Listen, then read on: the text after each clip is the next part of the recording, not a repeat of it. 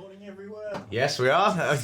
That's staying in. Good evening and salutations, folks, and welcome back to Tomes and Tales RPG. We run a tight ship here in this house, all right? Towards the talker. Currently, as far as leading into the episode, we have nothing else extra we have to announce, but we do have a little guest here. This is Josh. Josh, you say hello to the folks at home. Everyone. Hello, Josh. Hi. Yeah. Alcoholics Anonymous. I know. Yeah. I can't believe it. I thought this was D&D. Shoot. My secret shame. I know.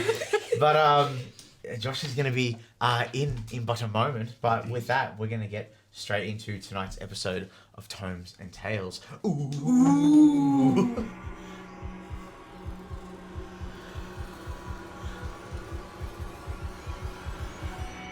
Welcome to Tomes and Tales RPG. And welcome back. Alrighty. So, last we left our team, Zero awoke to a letter that had been slipped into the door of Zefaris' family home. Zero, wasting no time to garner new information, opened the letter and learned that Zeph's employer was requesting her presence immediately.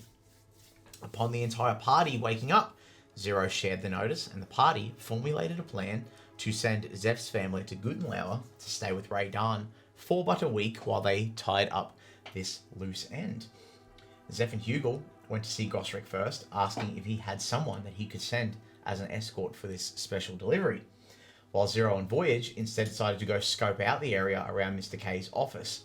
Upon seeing that the inner buildings of the neighborhood of Svet were abandoned, they broke into an adjacent building across the way and opened a sealed window to give our ranger a vantage point to shoot from should the worst happen.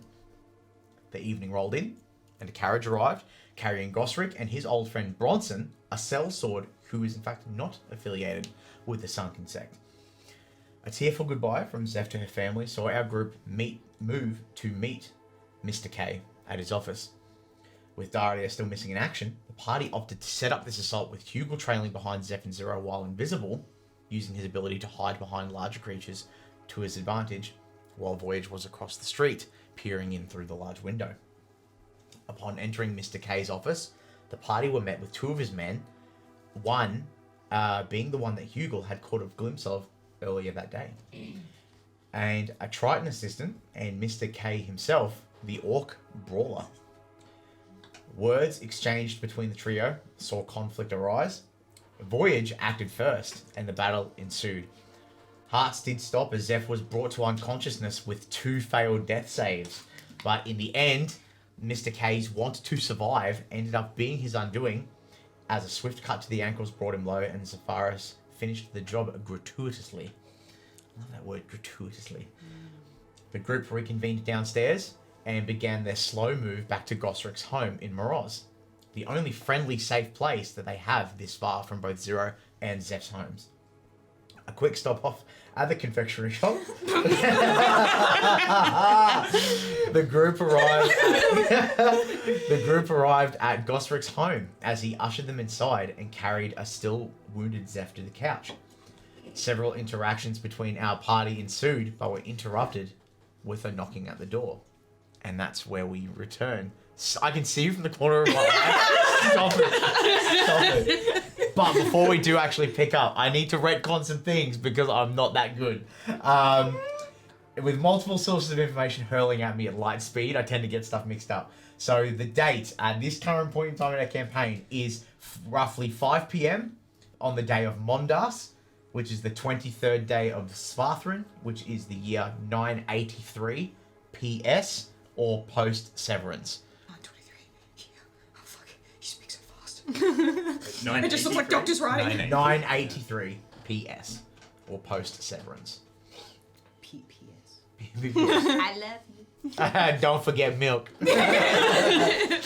I'll be making more of an effort to keep track of these per episode, so probably like at the top of every episode we'll reconvene the date, because any astute listeners at the beginning of last episode would have realised that I actually said the year 843, which is Critical Role, because I was watching that before we recorded, so not my fault.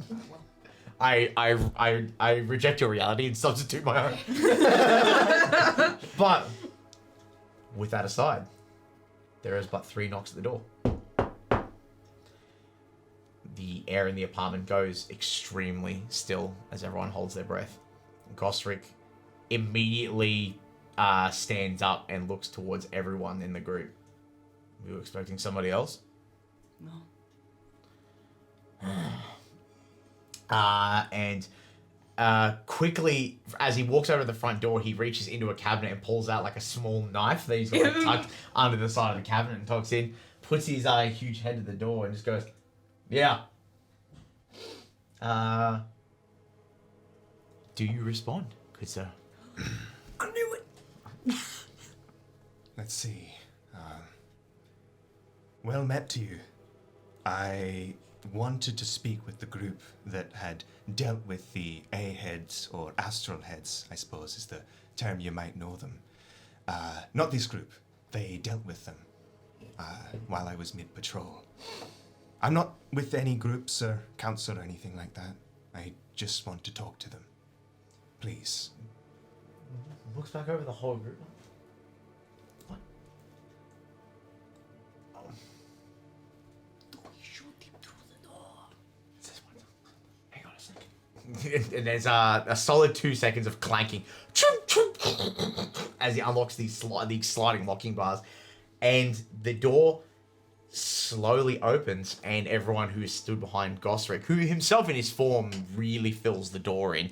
But the door is quite large, and everyone is able to see past. Josh, would you like to describe your character for the group, please? So as the sliding door is kind of creaking aside, the first thing you'll see is the right arm of this human. He seems to have a pocket watch set in where his wrist would be, a little closer to the hand on the wrist brace. It seems that around that sort of slowly ticking watch, moving at an irregular, not pacing by the seconds, a little orbiting pattern of stones and gravel and chunks of pavement are moving around up to about his elbow. The rest of it reveals, and you see a heavy, dark cloak, a lot of greys. The human before you looks like he's about in his 40s. He's got dark hair, dark eyes, grey beard, and a heavy coat. Tanned skin, lightly scarred, and a severe lack of almost rich colour on him, with the exception of a cobalt blue cravat that has these little copper lines and wiring sort of running across it. Same copper as that watch that he now clicks off and puts back on his waistcoat, one of many that he's wearing. And at that, all of the stones that were floating around his arm drop and scatter onto the ground. He takes a deep breath and exhales and looks forward. I assume this Dragonborn is taking up most of the space. Oh yeah, this is like a solid 7 foot, 240 pound, just a brick shit house, Yes. for lack of a scientific term. Right, you were... Kind of looks up a bit at this, realizing the height of this man. Yeah. You were not with the group, from what I could tell, which is not against you. I am just hoping I might be able to provide some help to them. Is it alright for me to come in, or perhaps to organize a place to meet them? Sure. And he slowly steps aside for you to slip in. Alright, I will slip in. Me walking through the precipice of this, you see the exterior from the frame of the building to the giant steel door, which again is so different compared to all the other doors in this apartment building. They're all like nice woods and oaks. This one's like a big, giant brass and black steel door. But when you walk in, you're met with like a very postmodern, tanned white marble apartment. It's very nice on the inside compared to like the structure on the outside. It's very conflicting. But you're met with a very irregular group of individuals, if we'd like to go around, and who would probably make themselves known first about what our mysterious stranger sees before him. Who would like to go first? Zero probably. Oh, sorry. See, you go. Hugle walks up with some chocolate. I'd like some chocolate.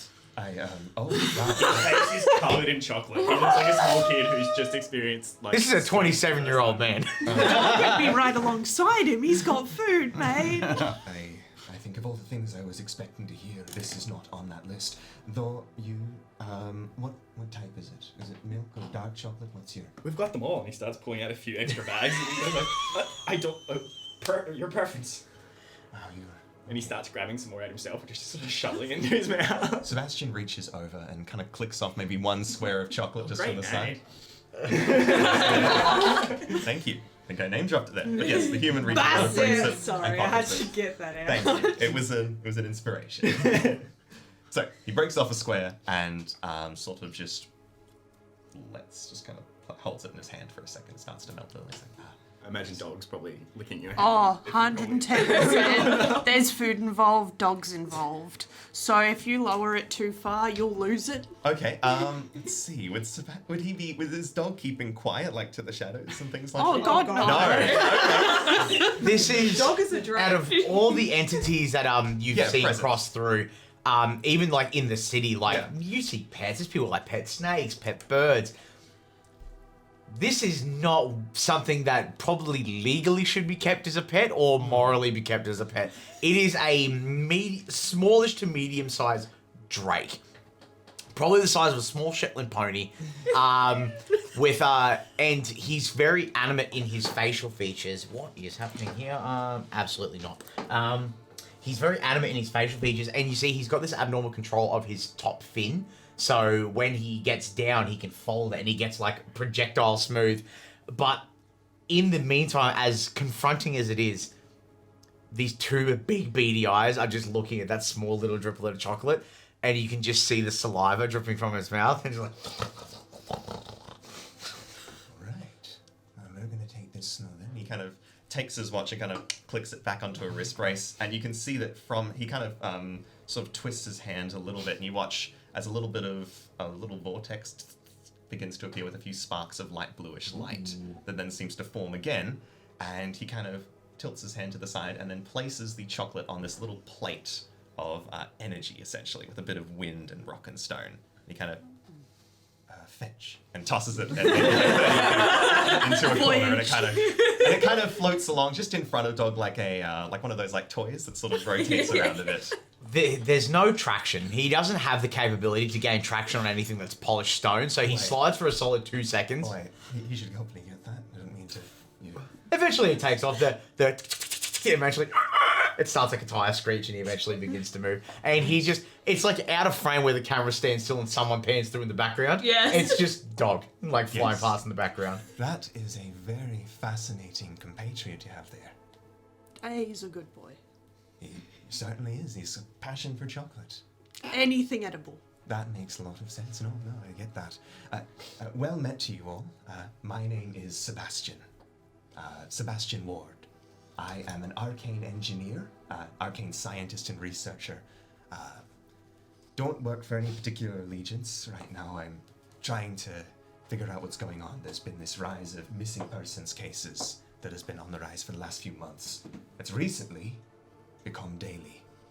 In addition to that, I have heard rumors, not blaming you for this, I don't believe you're to be suspect, but there is a private security task force that has been roaming around and raiding the homes of innocents.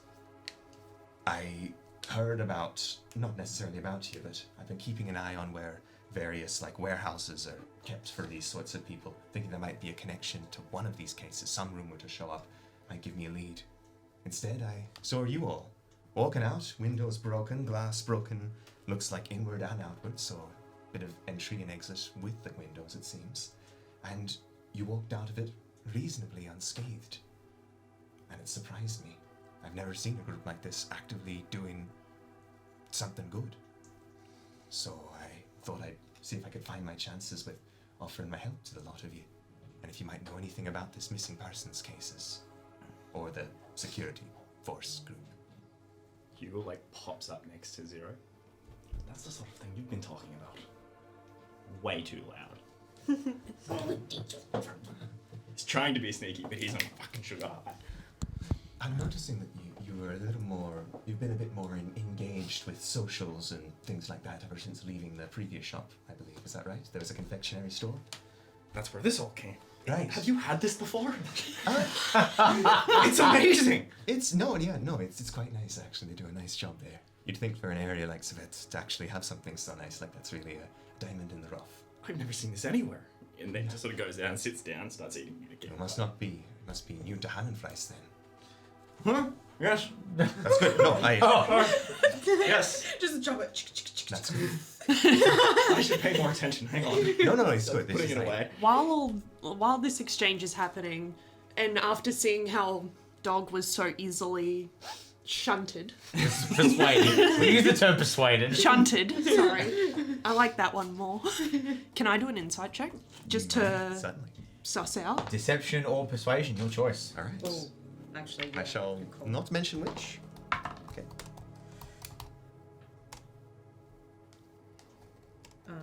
Let's see if I can get higher. I can. I'm glad you can. Oh, I did! 24. Oh, lordy. That is higher than what I got. Yeah. All right. What was your roll? 9. You said the dog liked you. Yeah, You no. mustn't lie. So the man in front of you Sebastian. He appears to be genuine in what he's saying, but he is not telling you perhaps everything that's on the table right now. The one thing that you probably clock, Sarah, is that on his ear is what looks like a little slither of metal that kind of runs down for a few seconds. It has this ever faint, just kind of glass sort of sphere in it, built in. Not an earring, it's running into his ear. And on his on the side of his coat here, as he kind of moved his hand back, you can see there's a little box that has this round sort of circle in it, interlocking black greyish lines that form like a grid on like this spherical pattern here, sitting on side, some sort of gizmo, and it has the same coloration of metal to this. It doesn't look like it's active, it looks like it's off, but you can tell that there's at least some sort of connection to something else that he is keeping reasonably off the books. Arcane Bluetooth. It appears to be some kind of arcane Bluetooth. He also has, let's see, as well as the things he has that are more visible on his person, is what looks like a shield, sort of set to his back, something you haven't often seen someone who's an arcanist having. He looks, if someone has a shield, and they're trained and proficient, that's quite different to a classic sort of maybe engineer. And he also has on his back what looks like, sort of set to the side of that shield, what looks like a pretty decently sized flute, actually. Metal, modified heavily, with each of these little spheres on them having almost like a quicksilver finish sheen, almost mirror-like and reflective, at each of the holes across it. So he's got almost slightly more than the little rock spin trick, it seems, but he's not actively engaging in any of that. Zero, I'd like you to make a history check for me, please. Oh, it's rolling. That's a 1. No, it bounced out. It bounced out. I'm not gonna sit here and be bullied. You got inspiration though. I do. Does that... You'll have to beg my pardon. I've never really had a chance to use inspiration. Does that allow for a reroll? It allows That's for a what it reroll. is. Okay, thank you.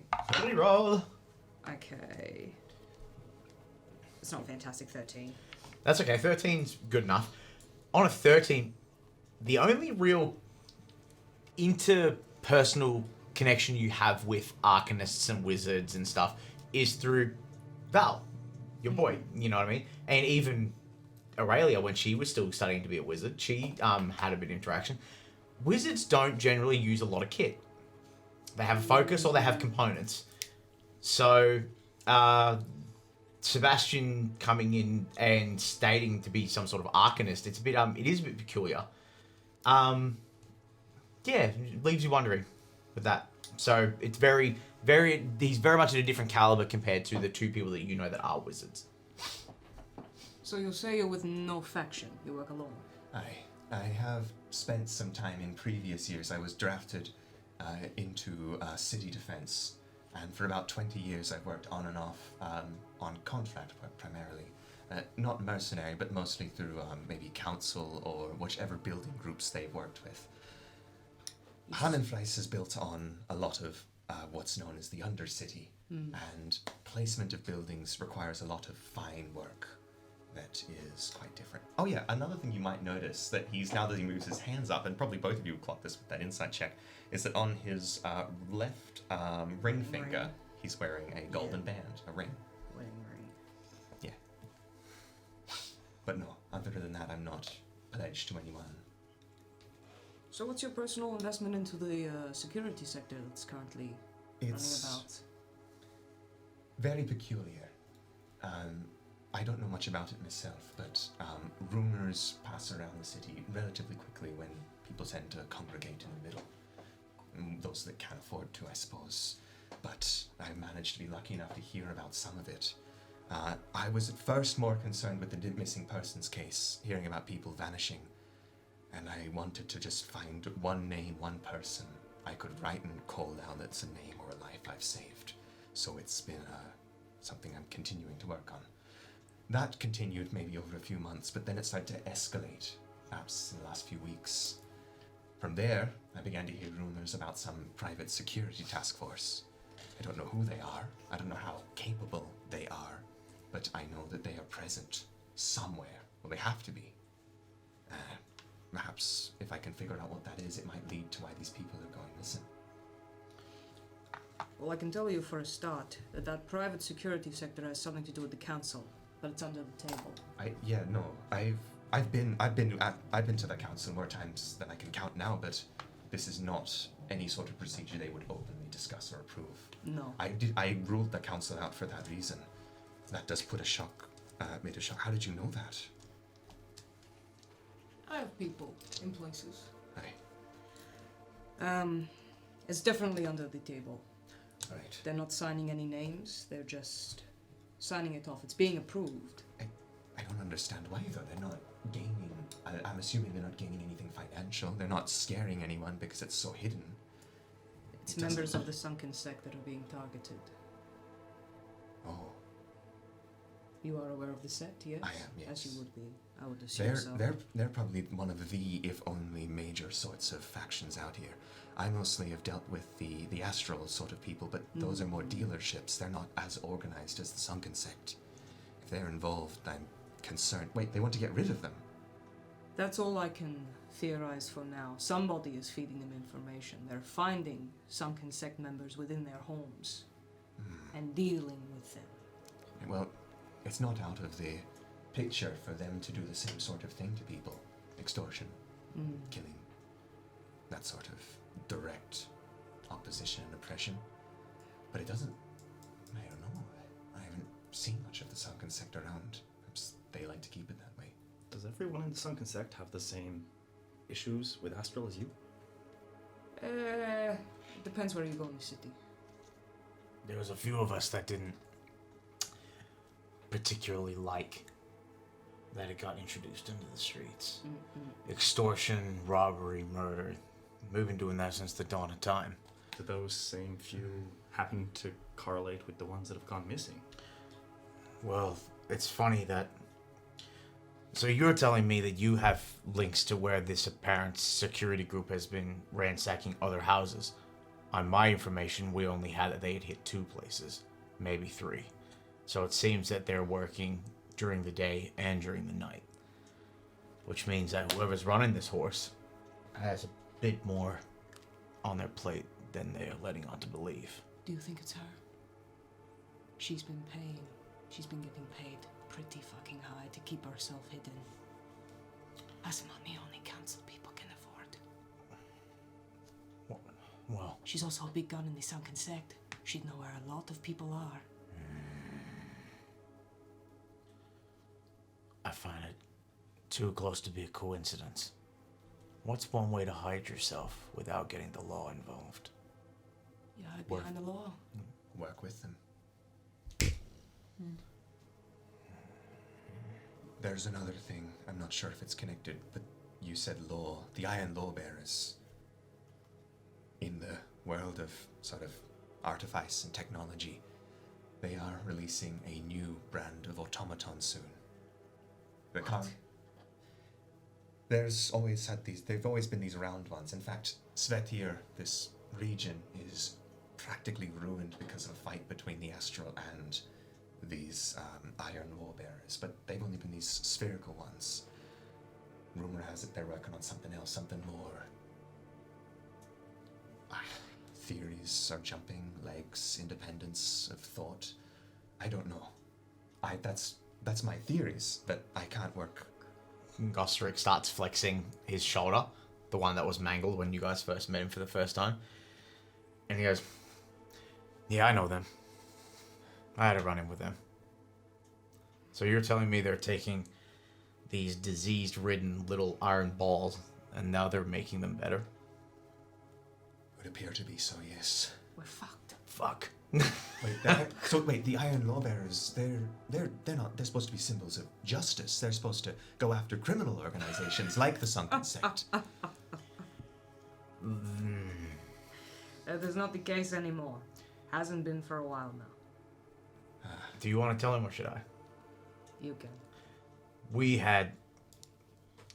We're looking for someone in particular, and my friend here and I went into the slums to rattle some cages and get some information, and we timed it very poorly, and one of those little wheel ball dudes,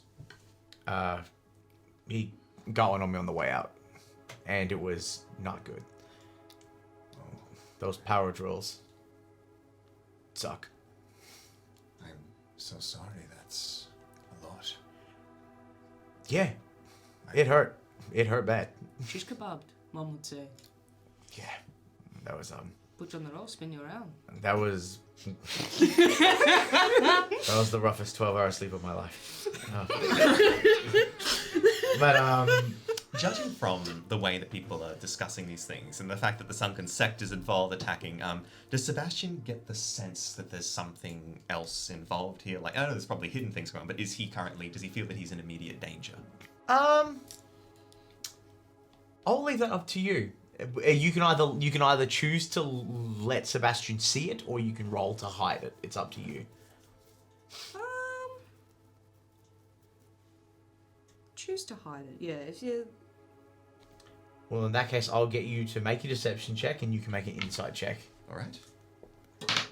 What are you doing today? I don't know, but it's not good. Keep it in the box.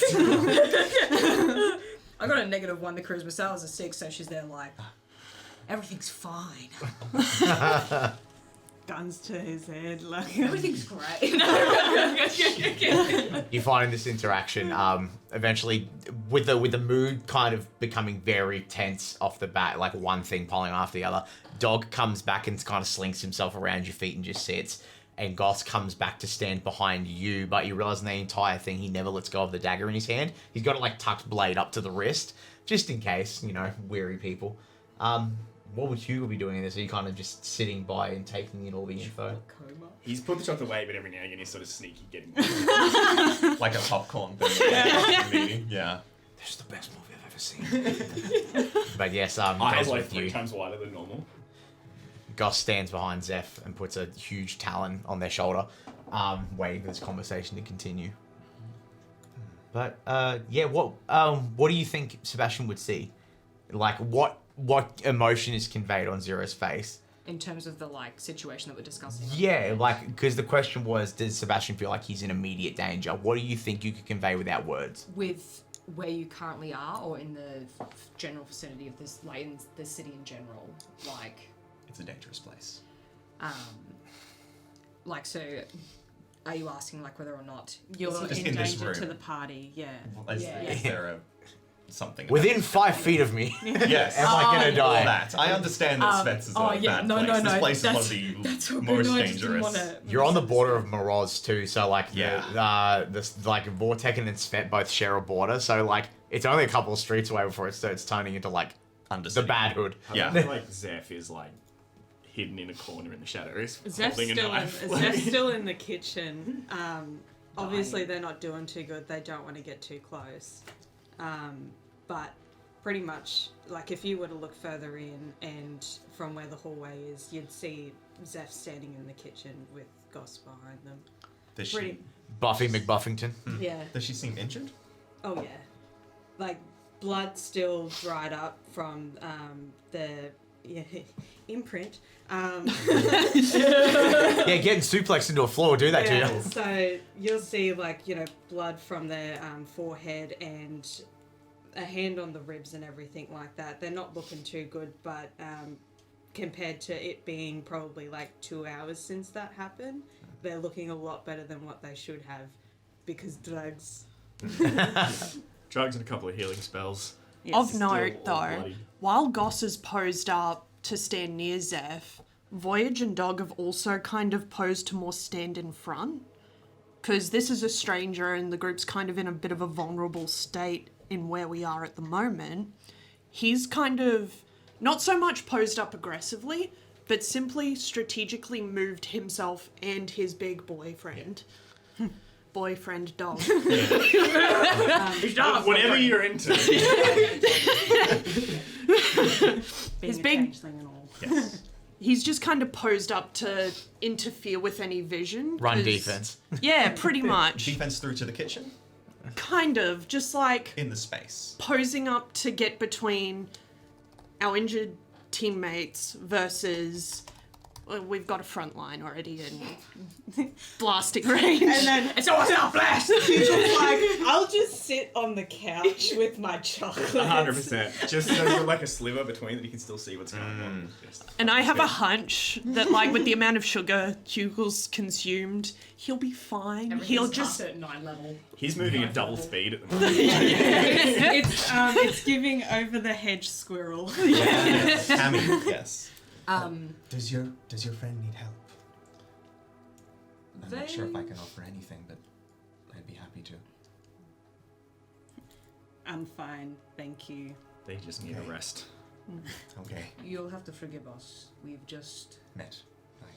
not just that, we've just come back from, obviously you're aware of a big ordeal.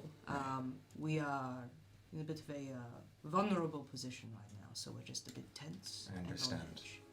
Would you like me to station an alarm outside?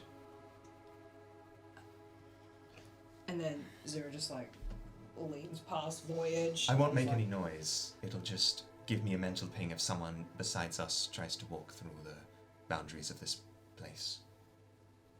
He's useful. Aye. Thank you. That would be appreciated. Feel free.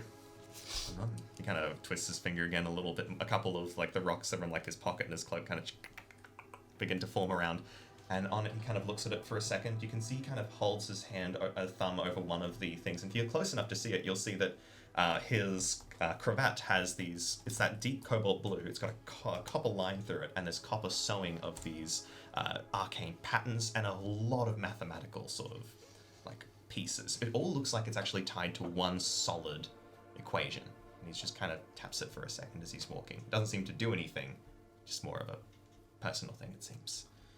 And as he does, so I'll just take, Sebastian will kind of go towards the edge, maybe kind of carefully open the door, check it's secure outside, and then slowly begin an alarm. Beautiful. The apartment foyer is very quiet there. It is a quiet building. Everyone like kind of keeps to themselves, so it's very easy for you to stick your eyes out. And it's one of those ones where it's like the apartment doors immediately look down their mezzanines onto the floor, so it's very easy for you to go, Oh, someone. there's no one here. And then Fire down. the alarm sets up. Yeah. And you feel it take, and you're like, okay, Yeah, this is there's working. there's a second where it looks like there's a couple of rocks and stones, and then for a very quick second, there's that same quicksilver color as the pipe that he has in the back. All of those rocks kind of get covered with that for a second, or get coated in that for a second, and then gone. And then gone. Very cool. Right. That's just a note in my thing that just says Sebastian's magic rules. Hi. You're not like most. That's so I felt the tension in the room just. You're nuts today. I mean, no, I don't know what's wrong with me. I was gonna. Thank you. I've had 9 of those before I got here. Oh, that's right. You're not like most people Aye. that come from your people. I understand. What's These- this? I call this a small talker. It's a new technology called radio. We're quite impressed with it. Essentially, you can imagine electricity and lightning in the air for a second, but someone was able to use metal to move it. I could show you how it works, if you like. You're not It's a going to ping anyone, No, are it you? is a communicator. It doesn't ping locations, no. Okay. Unless you were to tell, unless you were to tell them, then it would let you know. Yeah, okay. I can sure. unclip it, and he'll unclip the top as well, just place it there. So, there's a speaker and a matching earpiece. Oh, maybe, actually. I kind of prefer not to, just based on privacy No? currently. Personally. Though if she does respond, you'll know. But then I'll show you it in action, perhaps. Perhaps I should let her know. How long do we intend on being here? Until you recover. Would you like me to stay? I can go. Essentially, long story short, I'd like to help.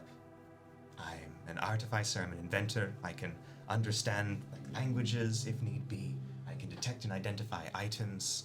I also now work, and he kind of takes one of these heavier stones out, like a flat one, and you can see it's got Sylvan and Elvish kind of symbols that are interlinked in a swirl pattern that kind of connect. I've also worked on moving people from one space to another, instantaneously. Small distances, but we're working to build that out. Teleportation. Portal-based, yes. I like this guy. He's got some cool toys. My main facet, though, if you'd like to see a cool trick, does anyone... here, he turns around and he looks... anyone have a projectile weapon of some sort? Yeah, I was about to just. There you go. Hugle throwing Just a you butter knife from the drawer. Cop this. a small crossbow. Like, I never use it. Oh, no, I'd like you to fire it at me. Hugle is so like. You are all more than correct. Yep. Okay.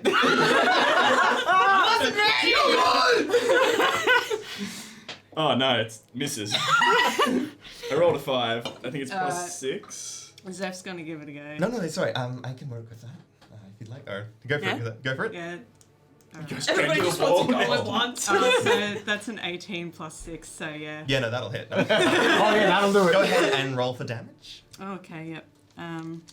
So Hugo trying to draw his crossbow out gets caught on the bag of candy and the crossbow strap doesn't work and just goes pops out. But then out of the kitchen, out of that weird kitchenette to the side, you watch like a knife from a knife block come flying at you at full speed. Yeah, no, I see it and I clock it. Yes, so Hugle's that's going, I 8. really need to learn how to use this thing. 8, did you say? 8 Yeah. points of damage? Alright, so the knife flies. Sebastian essentially moves himself closer to where the knife would be, what was going at chest height, moves towards the middle of his skull. Alright, and as he's moving, he kind of takes his hand that's ticking, puts his hand like up in the air and holds one finger and pushes it forward. In the space in front of him, kind of like watching glass bend, you watch as a field begins to slowly and always quietly manifest, and you watch as stones that were invisible before start to seem to form, and he watches that knife lands into it and cracks a stone piece. He plucks the knife and moves his hand, and through mage hand, it passes a crack across the room, floats to you. You find as the knife floats back with a mage hand, you feel the eyes burning on the back of your head, and Gosrick's like, I paid so much money for those. Do you know how much I have to pay to get that fixed? Oh, I can probably help with that. It's fine. Give me the... Puts it back in the block. As that kind of happens, he pauses for a second, and you see him kind of trace his thumb over this and kind of recite for a second. You watch where that rock was broken, a couple more rocks, and about 12 seconds later, it's healed and vanishes. So sick. Hugle Where's his is rule? just watching this like a child watching a movie. Being aware of like magic amplifiers or like things, would I clock if that's what is going on? Like similar to Hugo with his necklace? I can answer that for you. It's a lot like what Hugle does with his necklace. Yeah. It is not in the sense of direct arcana, it's more just him pondering something and thinking on something on a level that's not directly arcana. Okay, so I'm not saying like a magic. No, it's not a magical inclination, but it's very similar to the way that Hugle would do that sort of process. So, essentially, I am an experienced abjurer. Protections and countering of magic. Not dispelling yet, we are. If you can find a scroll or a book that's wizardly or magically inclined, I can copy them in. I'm still quite new to all of this direct fighting, but I thought to myself, if I'm going to be out here on my own, I need to be able to keep myself from getting killed. So I put up temporary barriers to just keep things secure. You would have been useful a couple of hours ago. Yeah, I was about to say. Can you do that for others? Almost. The process is, if I had just a little more time to take it to the next level of research, I'm sure I could figure something out. But given some time and maybe some experience, yes, it just needs more testing. not directly just firing into it. I'm talking a bit more about field stuff. That would be rather funny, though. If that's the case. Subtitles. Please stop throwing things at me. No, it's not as bad. It's handy. It's more like a Another temporary crossbow buffer. box, It acts more as a buffer, just to keep me, because I am, as you kind of see, I'm not wearing direct armor, anything important like that. So I need to make do with what I have. So yes, that's my areas of speciality, and I would like to offer my services to you if you're looking into this particular concerning security force or the missing persons cases, so on. One moment. Zero then scoops up Hugle. Bringing all the Voyage, brings everybody Brings into all the kids kitchen. into camp. We're like the other side, like, no, I get it. So you find it's this really odd shot from like the front door where Sebastian's all the way on the left-hand side next to the fireplace, and everyone's crammed into the kitchenette. Every now and again. It's like, but everyone pulls it, and Gosrick moves over through like the little bar window of the kitchenette because he's obviously so big. So he moves around and leans in, so like you guys can all be in there. What are we thinking? I like him. You're under the influence. You don't get an opinion right now. You are so sugar. That's no fair. You're more responsible with how much sugar. Stop that! Stop that now! You've had enough. You are going to be like a little rolling blueberry. Help if you us. keep going. Get it! Sleight of hand. My ribs hurt. What do I have to roll to see if I notice? So that is a 15 plus 6, so that's... Oh no, Absolutely I don't not. Yeah. Zeph just, when he's not noticing, just takes the chocolates off him and just gives them to Goss. Within a Just like, second, he's gone to take reach it. for more. Starts looking for dog, assuming the dog stole the bag. I think, and Gosrick pops up. It's one thing to have someone that works for the government on the side, but it's one thing to have someone that knows a lot of inner workings about the city, specifically see you and chase you out offering to help. I don't think he's got any ill intent. I think it actually might be helpful to have someone that walks the line a little bit better on the other side compared to us. I think we can use all the help we can get. Especially while the big blue boy's out of commission, we don't know where he is. You guys need the extra set of hands. What do you reckon? Do you think he's that magic user that Mr. K was talking about? Oh, he's pretty fucking stupid. He probably would think that that is of that nature. It is quite mind-boggling to watch it happen. But I think he might be onto something. Magic user causing issues amongst the A-heads. That seems to check out with his story. That's what I was thinking. What are you thinking? Push comes to shove. We push and shove him. It's 5 against 1. 6 against 1. Sorry, Goss. Flexes and angry. You're like an absent father! Oh,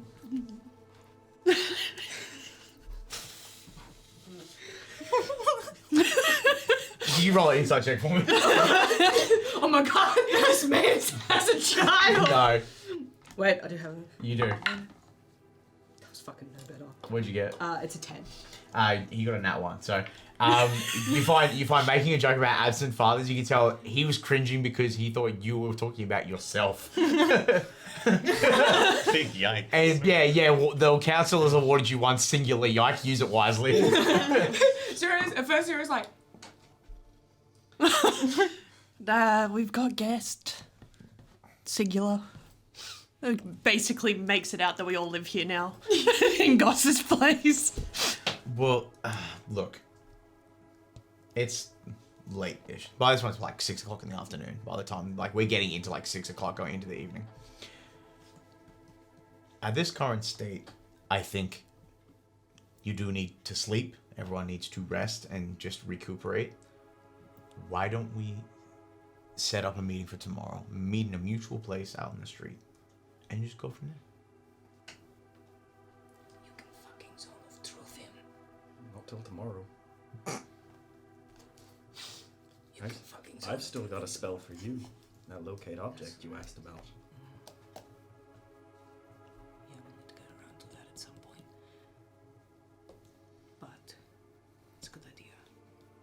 I think we send him on his way and we'll meet up with him tomorrow. We'll feel him out, see what it's like, and then we can determine whether or not we want to be roped in. Why don't we take him for a test run? Just go and bomb dive into a group of astrolheads. I, for one, could use some rest before we face something new. You will, you get it tonight. And then Oh, back tomorrow. into the fray tomorrow. I'm interested to see what the big deal about these A-heads you keep going on about is.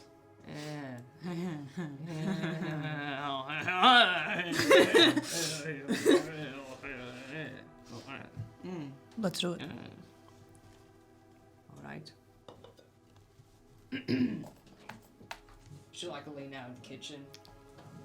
Hey! Hey. Where's a good spot to meet tomorrow? Well, Pass me Hugle's chocolate. Say what, sorry? I was expecting that to be so much quieter than what it was. just kind of cut through Yep. the air there. So, I can't see the red one. I just spoke so hard with that microphone.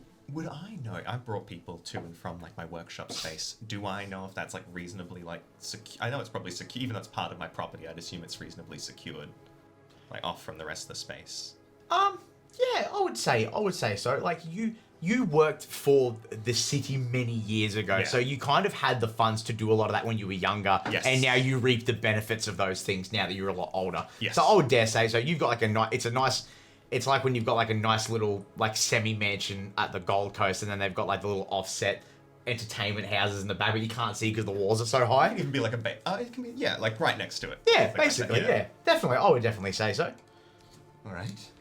Well, if you can make your way, it's actually north west of here, in Coronit.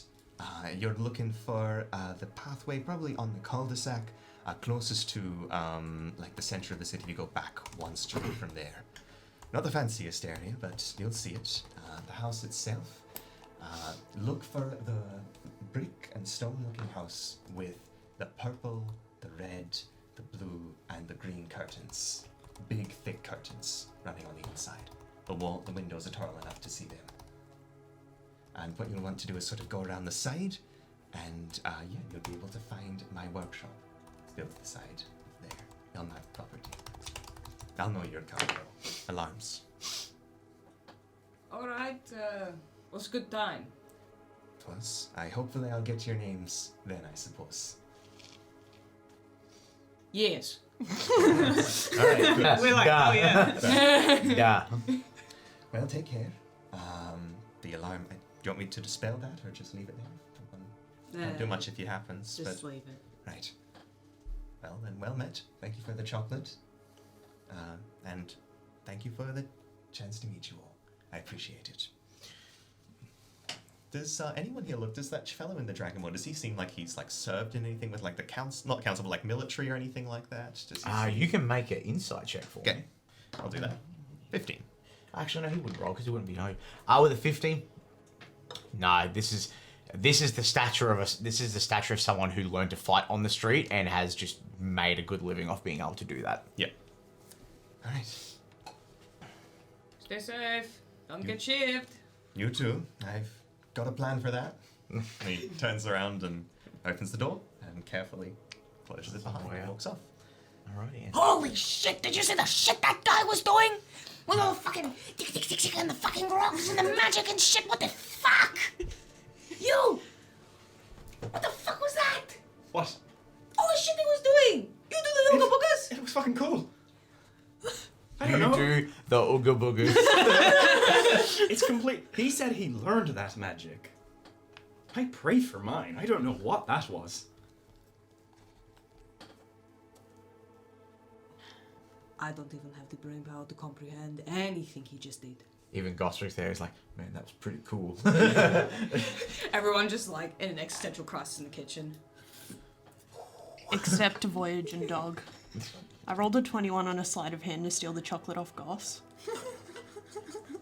I mean, that definitely beats his passive. Yeah, you just got it. Yeah. Except so did Dog. Yeah. it was a race kind of between them. So they're having a tug of war with Hugle's chocolate. Just quickly, as he's kind of descending the stairs, there'll be, I'm not sure if anyone's keeping an ear at the window, but you will hear a slight as he kind of twists a little box on the front side. Setting stone to curtain call. Over. This is curtain call. How did you go? Okay, I suppose it's a bit difficult when you're meeting people for the first time and they don't know you and all that sort of thing, different intentions, but I managed to actually find that group that I saw. Hopefully, they're going to come by the workshop. They're not going to come into the home. Don't feel like you have to be there. But I will be home soon. Take me just under an hour, give or take. I will see you soon. Okay, set in stone. I will be up and coffee will be waiting. Be safe, please.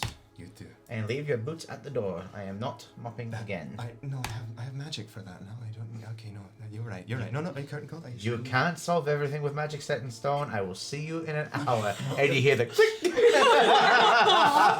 a nod and shrug like. That was brilliant.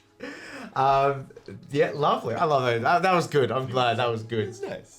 But what are the rest of our comrades gonna do?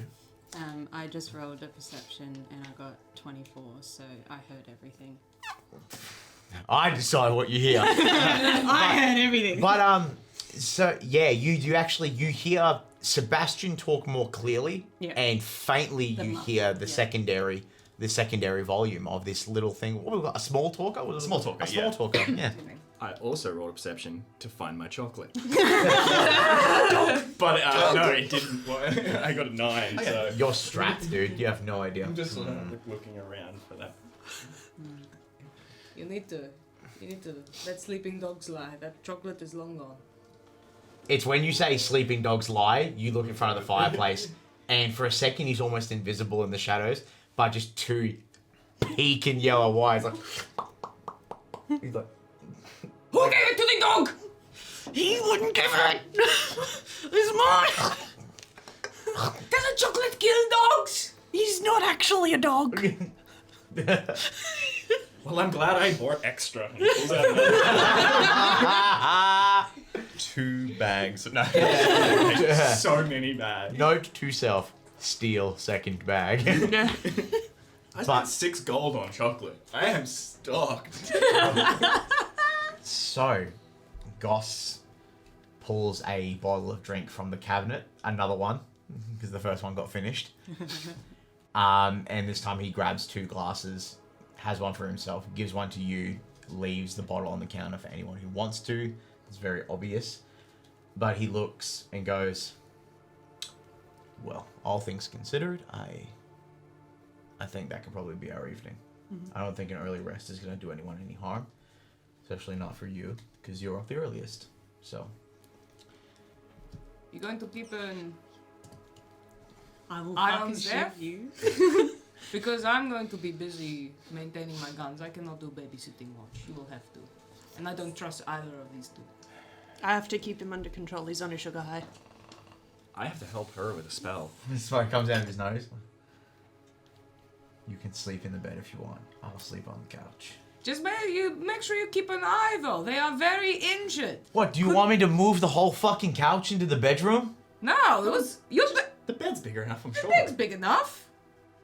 We're all adults here. You guys can share a bed. Yeah, We share a bed all the time. Share a bed. Grabs you by the top of your head. He's like, you're really fucking this up for me. You don't understand.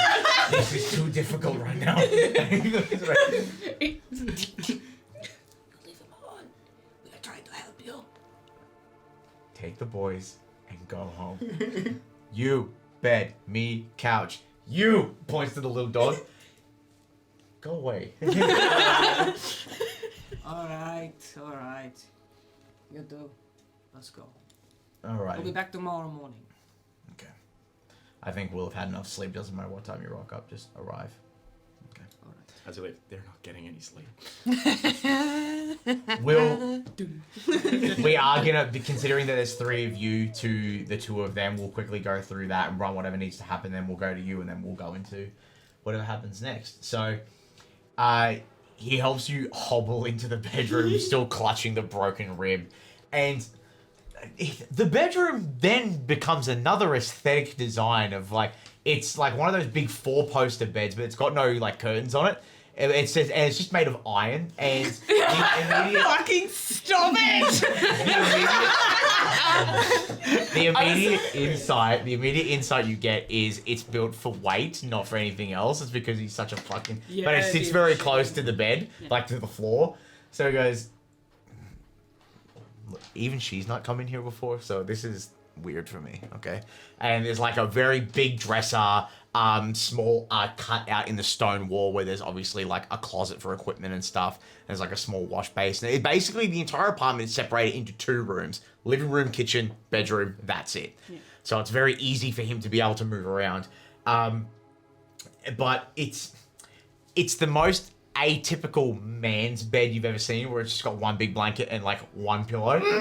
And he looks at it and he's like, "I don't have people here, so I don't have extra stuff, so I hope this is..." It's fine.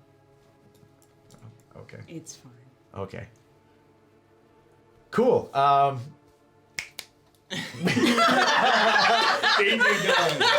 Even Goss is just like, "Is there anything you need before I disappear? Because I'm going to drink and then fall asleep." Like, he's doing that thing where someone's leaning on the back foot. Like, he's like, "I either need you to tell me to do something or I need to leave." Like, because our friends have made this weird for us. Oh, yeah.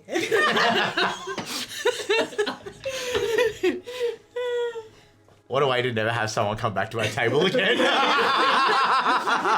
last 2 episodes have just become all about setups. At this No, point, I phased I'm out for a gonna go second. so red that I will fucking melt the air. But no, Zeph is just... Look, it's your house. All I'm gonna say is I don't mind sharing a bed.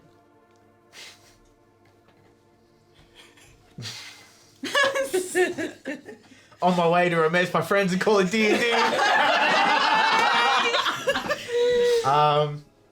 It's the brightest red you've ever seen a metal dragon go, and I believe I said that last episode as well. And he's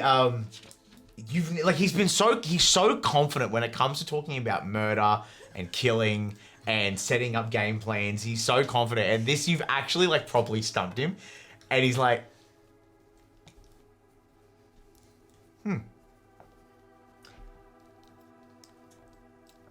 I'm gonna go get that drink. And he walks into the kitchen. And but this time you hear like 3 clankings, like, bing, bing, bing, bing. And he's like, and he walks in and he goes, "Courage." and it starts slamming back this whiskey. You know, the second the cork comes out, you can smell like this like gasoline. There's like, this shit's wild. And takes off like his like leather, his shoulder pauldron and all that sort of stuff. This boy, and he goes, "Well, I'm gonna take that side," and just very slowly sits on the bed, creaks. And it's by the point where he sits like, you know, like when you're reading a book and you sit against the wall and you sit there, and this poor dude's just sitting there like smacking back this alcohol. He's like, roll an insight check for me, actually. I'm pretty sure he's got +1. So that is a 13. His gaze is steel. Since you guys have both gotten into bed and you're under the blanket and he's on the other side, he's not looked away from the door, and he's already got 1 bottle down and he's halfway through the 2nd bottle. Zeph is laying on their side, the one that, you know, doesn't have the broken rib, and they're kind of... That's so bad, because I explicitly remember that he punched you that way, which is your right-hand side, which means you'd have to be lying on your left-hand side, which means you have to look at him. Yeah, so... They made me do this. I didn't have him say this. Zeph would just be looking at him and just have this smile on their face, because not because he's in bed with them, but just because of how fucking nervous this big beefy dragonborn is for their presence. And they just sigh and just, it's been a while, hasn't it?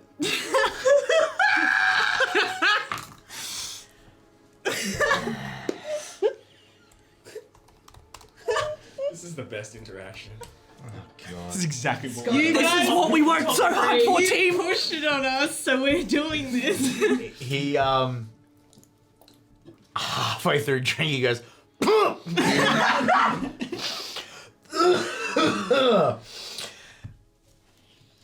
Yep. Yep.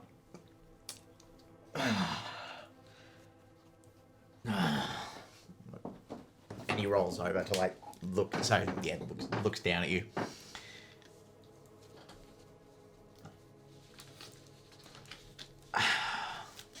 Look, I've had my flings and all that sort of stuff, and after a while, and he refers to, he's like, Zero was the bravest out of all of us, you know. She got married, had kids. That just frightened me a little bit. I get too worried about who gets hurt and who comes home and who doesn't. I can't sit here and say it's not fun. It's fun to watch, you know, everyone freak out and be weird about it.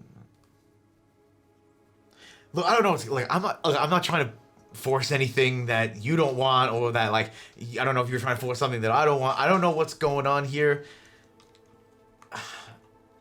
I'm good at killing, and it's kind of all I've been good at since I was a pup. So this is uncharted territory for me.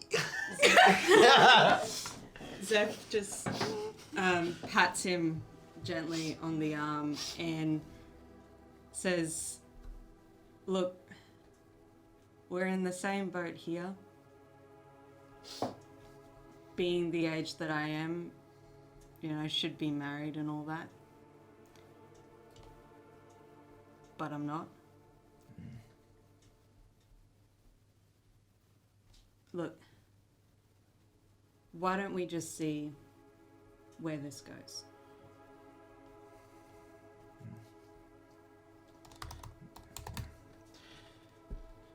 Okay. I can work with that. Fade to the door. No, I think in that moment it is the moment where you watch the walls of someone who's only known violence for like the last 30 years of their life crumble away, and you're able to spend the night in quiet comfort with someone which you share some sort of kindred thing, and you are able to sleep. And eventually, I feel like it's one of those things where, like, eventually they start getting like closer and closer, and then they fall asleep. If you want, it's up to you. If that's what you're describing, and I'm picking it up the right way. Wake up. Eventually, They're fucking squashed under a dragonborn. no, it's one of those things. Help me! No, it becomes this. It's this thing where it's like he forms around you because he knows one of your ribs is still outset, and the healing magic can only put it back so far, where you have to let the rest of it take its course. So you're able to spend your night in quiet comfort with this newfound situationship that seems to have stemmed, and it fades, and we'll continue back to our trio going back to the apartment building. So for the sake of brevity, we'll cut to as you guys arrive back to the garden. That same half-elven soldier, that fella that stood at the stone wall, sees you guys returning and goes, "Oh, good evening again, milady. You've been out and about since you've been home." Just a little bit, you know, what keeps me busy. I understand that. I don't know if you're aware, but I saw your big blue mate go out here really early in the morning about a day or so ago. I haven't seen him since. Is everything all right? Really? Yeah, he didn't say much. He looked a bit perplexed, but he just went for a walkabout. He kind of just dipped. Well, I haven't seen him, but you know, there's more than one way to get in here, so. But you know, looked young. So maybe, I don't know, he's having a crisis of faith. But who knows? You don't know that one is. I've been around the block. I served. I did my time. I see these things. But I won't hold you up. You enjoy your evening. And he steps back to the gate and opens it up for you guys to enter. Again, walking in, you see the little trash can automatons walking around with their little sticks, like poking up and putting the rubbish in their heads. You see, because it's still quite early into the evening by the time you guys get back. It's starting to, like, the moonshine coming through the cloud cover is now starting to appear as, like, the day shift's over. But you guys are able to go back into the apartment, and as you open the door, there's a, the heavy walking of the wooden door, and there's a letter addressed with my friends on the front of it, under your door. Zero's just gonna pick it up, immediately hand it to Hugle.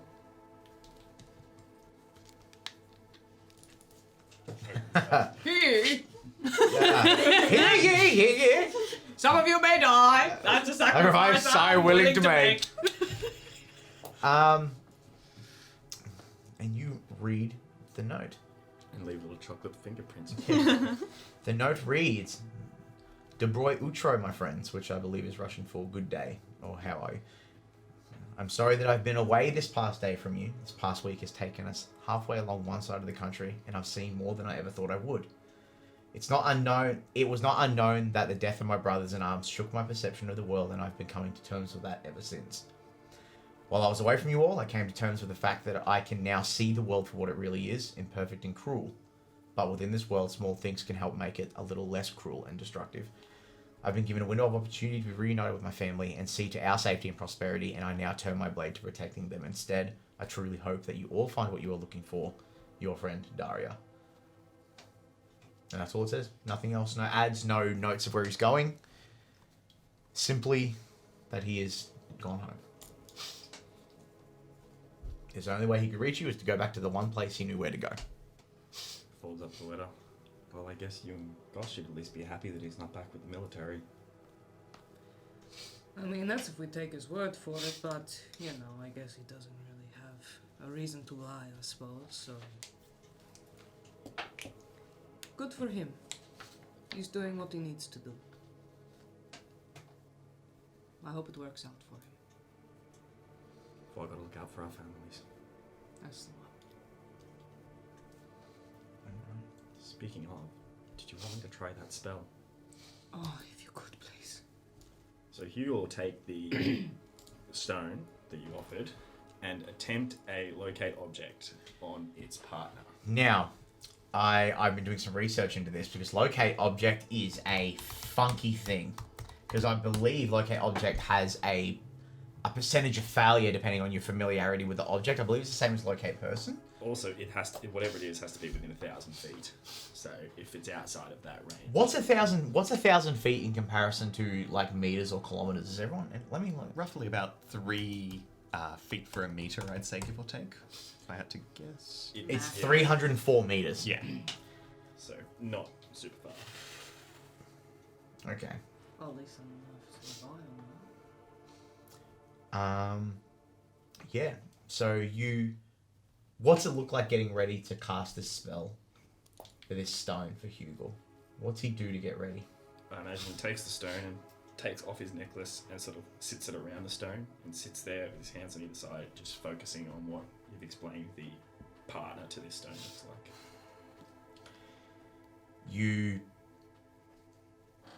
Locating an object is tricky enough as it is because 9 times out of 10 you're trying to recall the physical manifestation of an object in your mind to help track it to where it needs to be within a certain distance. In this case, 1,000 feet is only 300 meters.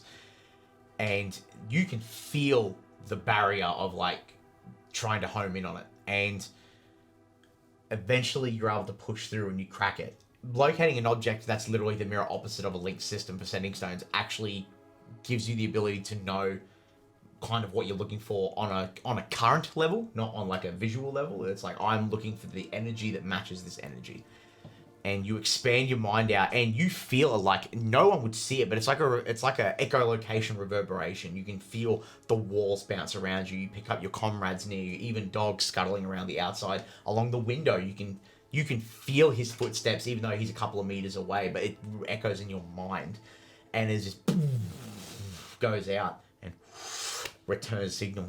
You don't get anything, unfortunately. It seems whatever you are trying to find is too far. Hugo, having never cast this before, probably doesn't even really recognize it, but just goes, fortunately, nothing that I can find within the realm of this spell. We can always try again, but I believe I've only got so much range. Doesn't mean it's not out there. It's fine. It's fine. Thank you for trying. Can always try again. Takes it, puts the stone back in your hand. Thank you. Thank you. It was probably a good idea. Thank you. It's fine. While this exchange is happening between these two, Voyage has taken up a post not too far away just to kind of watch. And he just keeps pinging between the two of them, watching how they're interacting with each other. And he's not particularly showing any form of distrust or anything along those lines. He's simply, there's a bee in his bonnet, but he's not said anything about it, and watching them interact with each other is aggravating the hive. Can we pick up on that? Are you trying to hide it or no? Yeah. Roll deception. You guys roll insight. Natural 1. Oof. I get to reroll. Oh yeah, halfling luck. 5. Ooh, that is 23. Yeah, total 11. Natural 20. For a total of 20. still beats it. Nat 20s don't count on skill checks, unfortunately. Fuck. I honor them a lot for a lot of things, but when it comes to things that roll on the numbers. +0 to charisma. Hey, look, you're still a charismatic green boy. He don't got the riz. He don't have the riz. He's rizless. Something bothering you? No. Is something bothering you? It's just been a long day. Who taught you how to lie? You need to send them out a fucking return of check. I'll let my dad know. Yeah, probably should. You don't want to get anything off your chest? Not right now. Sounds like you've already gotten enough bad news for the evening. Zero doesn't like that sentence.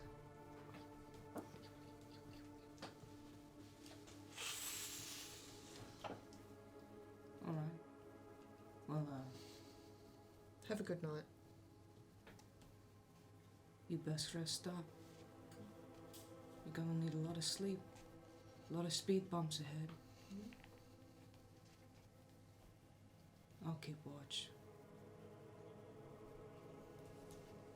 And then Zero will pull up a chair and leave the bed for Hugle and Voyage. That hurt my feelings. How dare you? No, the party is breaking apart. Hugle's also, before going to bed, kind of go towards the corner of the window and use a sending spell to contact one of the people he worked with in the Session 0 up north at Hanging Rock, and just send this is Hugle. You hired me a month ago. The creature we came across turns out to be a vampire. Be warned. It's not safe. Are you sending to who I think you are? I had the name, hang on. The person who hired us to go check out the... Oh, one of the guard captains. Yeah. Was it? Brianna, yes. Man, I'm glad you had that written down because that's in notes in my old phone. So, you get one back. Not quite sure who this is, but I remember. Thank you for the heads up. I will let them know. And that's that. Alright. I was really hoping you would have said Jan. I love doing his voice. No, because he left. You got back in his ship and Oh, left. yeah, you did too. No, that's sad. While Hugle is over at the window, and after it seems like he's finished doing his little sending spell. He's not Is being that- secretive about it. He's sort of just. This is probably like, I would say, this is probably like a solid 10 minutes after that whole fucking Yeah. exchange, and everyone is in separate corners of the room, like avoiding everyone. Like, it's- Zira's literally on a chair in like the middle of the living room, just like facing the front door. with a gun. With a Like, gun. Because it's been about 10 minutes, he's had a little bit of time to dick around and kind of prepare this, because she's sitting right there, so he can't whisper it without it being a possible issue. So he's approached Hugle and kind of just nudged him a little bit. And he's got his back to Zero, but he's facing the window, and he's pulled out a little scrap of paper that says, when you cast your zone of truth tomorrow, can you please cast it over Zero as well? Interesting. Hugo looks to you and looks over to Zero His expression. and has a very torn look. Because obviously we've had a very close friendship for quite a while, but he's also got some really, like, connecting to Zero lately. His expression when he's held this up, it doesn't look like an angered or frustrated one. It looks almost stumped, like he doesn't know what to do next other than ask for help. And as that person who was there to support Hugle, he's hoping that he will receive the same support. Hugo will take the little note and pull out his little chalk that he often uses and just write down, we all have to, we'll all be within its range. Because I Then he- believe Zone of Truth just goes the whole, like we last time, everyone other than within you 30 feet of the has person who to- cast it. Yeah. I think you might be able to choose in the wording. It might say like call creatures of your choice within 30 feet. Might. I feel like last time we did. I don't Maybe. know. I don't have a pen. Oh, no. You can throw its casting point Yeah. that anyone within the bubble. Oh, I okay, think never is mind. what that All is. good. So, well, I guess we'll find out. We'll find out. fuck around and find out. We will. So he takes back the note and he's all like kind of a little bit more relieved. He's looking. also at the point where just be careful. A little bit more relieved because he's still a naive wee lad. And feeds it to dog. Perfect evidence disposal. Yeah, he's acid. There's a amazing. solid 2 seconds. And then a little bit of slime comes out. Oi! You look over and we're both there, just like nothing. Get in the bed! You look over the couch and he just goes and eats the fucking the acid back up. He's the perfect disposal. But unless there's anything else anyone wants to do, I believe everyone would find rest at this point. So our 2 guys here, you guys need to sleep. You can go into a meditative trance, so I think it's probably easier to say that Zero stays awake for as long as she knows she has to, and then she quickly goes into a trance. But as long as you're holding your gun, Yeah. you know everything's okay. Different dreams come to everybody in this evening. In times of heavy emotional duress, we cannot decide what our bodies dream of, but instead our bodies dream of it to either convey a subconscious message or to help us attempt to regulate the emotions that we're feeling. Voyage, you see home and your father's, your sister, that fucking heinous bird that I hate that you told me about. And there's a really heavy sense of you. Like you spoke to Solace not a couple of days ago. You know they're fine. It's fine, but there's a very heavy sense of mourning. I would say, in the that's like, fuck, I'm in some shit now. Hugo, you get visions of Potts Hollow, where you came from, the day that you left, going on your quest. And that sinking feeling in the back of your head and at the pit of your stomach, knowing that you're neglecting all the people you've left behind. Zero, a different dream comes for you. You go back to the earliest memory of when you're about 7.5 months pregnant with your first boy. And you know this memory, you thought of it often. It's one of your fondest memories. It's when you and your late husband bought your farmstead home outside the city, the one that's on one of the outer edges of the field around the base of the city. And this memory's played out the same every time for you. You sit there, you know, belly out, all that sort of stuff, while Salreus would run around the house frantic. He was more excited than anybody. He was so excited.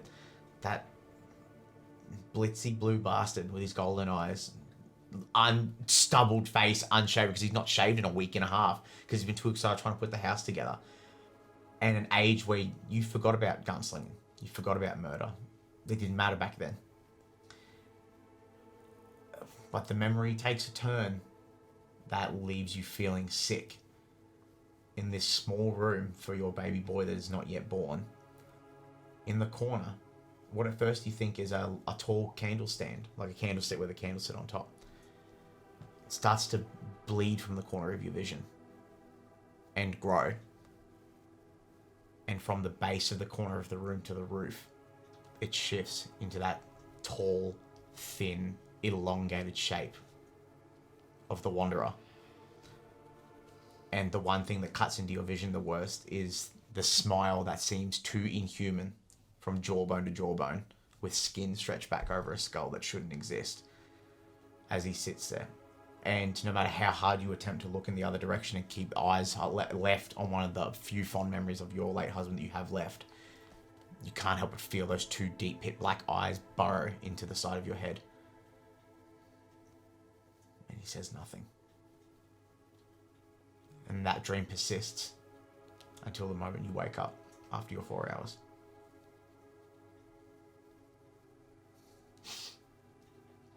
Zero will wake up will come out of meditation in a start, kind of like this, and she immediately has the guns out, and she's sweating, and she's shaking a bit. I would like you to make a stealth check for me, please. I'm going to say with disadvantage, because you were raised in a fright. Roll worse than that. I could have gotten a 1. That's... I hate when it does this. That's a 9. A 9. So generally the way stealthing works in 5e is a noise within 10 feet would awaken somebody who's asleep, but due to the fact that you rolled so low, both Voyage and Hugle are awoken to the clicking of the hammers and the barrels rotating over in both handguns at this point. So you hear the as she wakes up, and then as the guns lock up, Dog jumps to reaction, and you two are awoken up to the sound of the guns being loaded.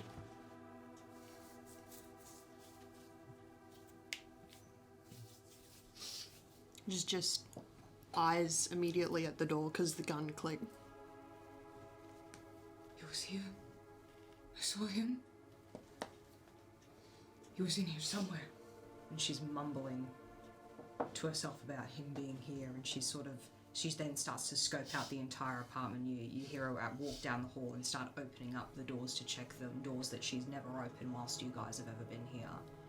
And you can hear the floorboards squeaking under her feet as she's stomping around and checking every single room.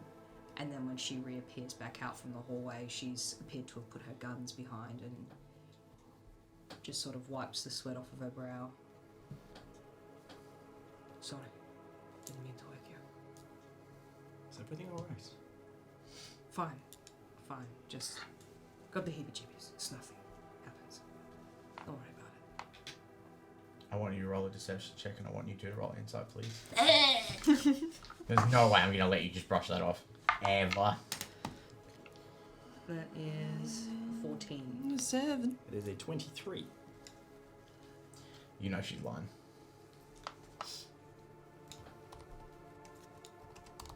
Hugle just walks up.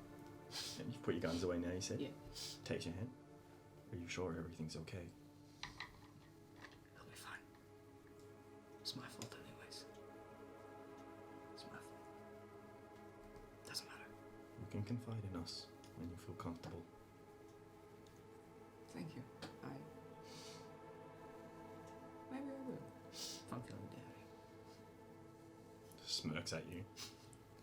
I need more rest. Go back to sleep. I'll wake you back up when it's a more appropriate time. Voyage just rolls over, blanket over. Broody teenager much. You better Eight not to give him 1. a fucking hug. Jesus, he needs it. boys go back to bed. And by this point, you've definitely finished your 4 hours, and you do get the benefits of a long rest, thankfully. Yeah. But before the sound of city and rumbling clouds and wind pass by the window, you hear but one thing in your ears as you feel the sensation of something tickling on the back of your head, physically, and you know that no one's behind you. Oh, I guess it was your fault, wasn't it? And we're going to cut into the morning. You know what? That's ample enough. We're going to take our break right there. We'll be back in a moment. Bye.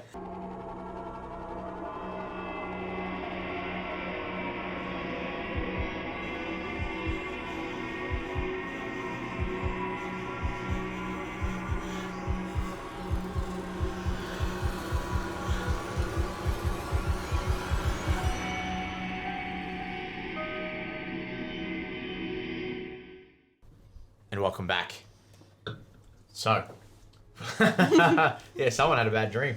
We go into the next day. So if anyone would like to make notes, because I'm now taking notes as well, it is D and Dus. I would say, based on what you said I was dreaming about, if you're up and quite aware when I go back to sleep, you'll hear Hugle muttering, "I'm sorry," in his sleep. No! Yes, D and Dus, 24th day of Spartharan. If we're now keeping track, I'm going to make an effort to do that for all of you. D and us? Yes. Wake up time at? So, Zero, you probably, because it was still quite early, I'd say you guys probably all, like, slept at, like, maybe 8:30. With that little gap where you woke up, you'd probably 8, 9, 10, 11, 12. You probably wake up at, like, 1 a.m., like, on a full rest for you. So, realistically, it depends on when you two wake up, depends on when your day really starts. So, we'll start with the apartment pals first, and we'll go from there.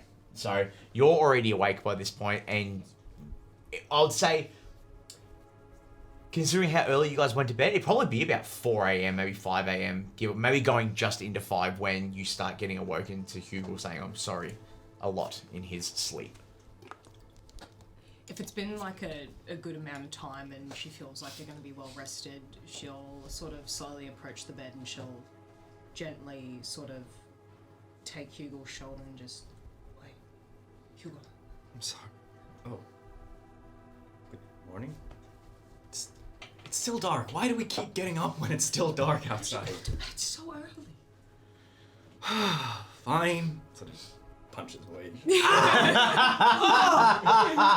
Fuck! Can you flick that fan down, sorry, before I forget?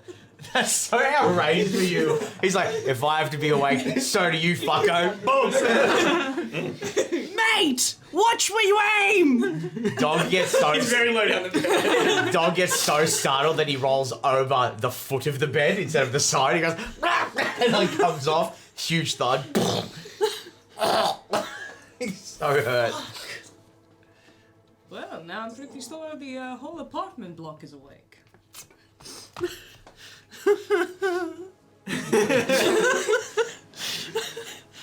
He was just there. Are you...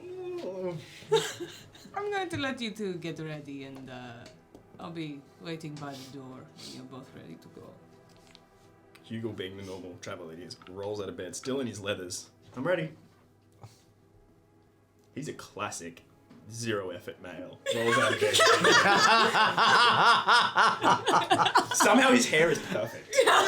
Dang. It's magic. Oh my god. Boy bands. Crazy. Voyage, on the other hand, having removed chunks of armor, for fuck's sake. I'm gonna start wearing a cup to bed if you're gonna keep waking me up like that. You're usually up before me. 'Cause Dog normally is. It was fun having the chance to wake you for once. I'll be a bit less violent next time. Please. Please. My future children will thank you. Alright. As you're getting ready, he starts just growing a few extra flowers in his cowl as normal and gets ready to go. Doesn't take Voyage too long to just get over the fact he was sack-whacked and get up with his day. While Voyage is getting over his sack whack, Zero kind of just leaned at, "You good?" Yes, why? if I can cover myself up. Nope. 7. I don't even need to roll for advantage. That's a 24. Yeah. You just sort of very obviously kind of covering up a bit of a guilt. No, why?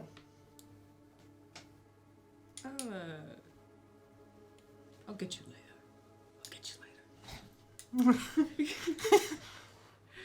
He was just very confused. I thought we were having a nice moment. I'm just mucking around. Alrighty.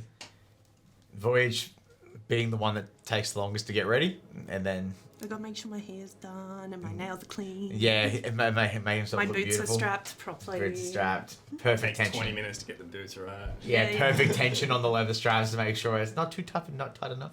One of those things. It's probably we'll say for the sake of brevity, I am making it that you have enough time to amply get ready. By the time you walk out the door, it is 6 a.m. So a nice even 6 o'clock in the morning. By this point, the city is alive enough. People are going to work, and there are multiple, travelers and our hands coming through the lower paths, all that sort of stuff. And then we'll cut back to Gostrik's apartment. How does that morning play out? Zeph? Would Gosrick wake up first, or would they be more the type to sleep? You come to consciousness and he has not moved. Take that out of your mouth because you're going to break it. Steady the old nerves.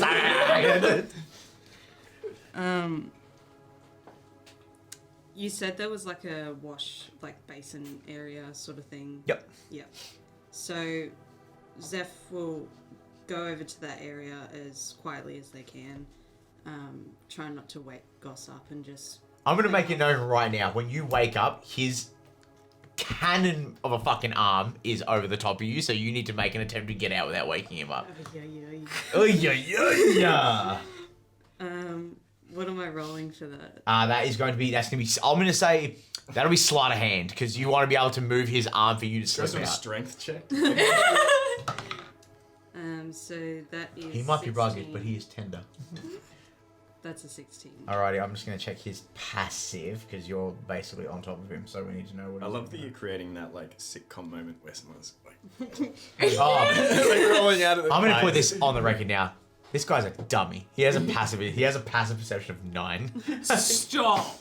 He just gets pointed in the direction to go and he fights people. Okay. Hey, it works out. Mine's 17. So you just you don't even move his. He's so large that it's basically like a concave crossing. So you just go and just slide out under the arm, and you're able to move and not disturb him. And you go to the wash basin. You can do what you need to do for the morning.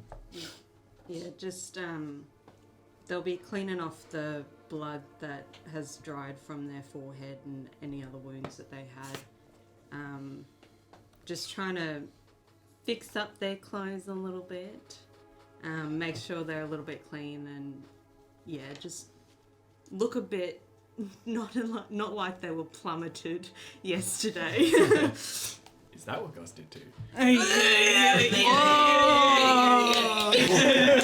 1 day. I mean. When you I'm sorry. No, you're not. So look, the way it's again, this is an apartment that's been retrofitted to fit for a guy that's been by himself for so long that he has no need to care about his own privacy. There's no windows in his apartment. There's you know what I mean? They're all sealed up. He has no need for the sun to come in. He goes out when he wants to see the sun.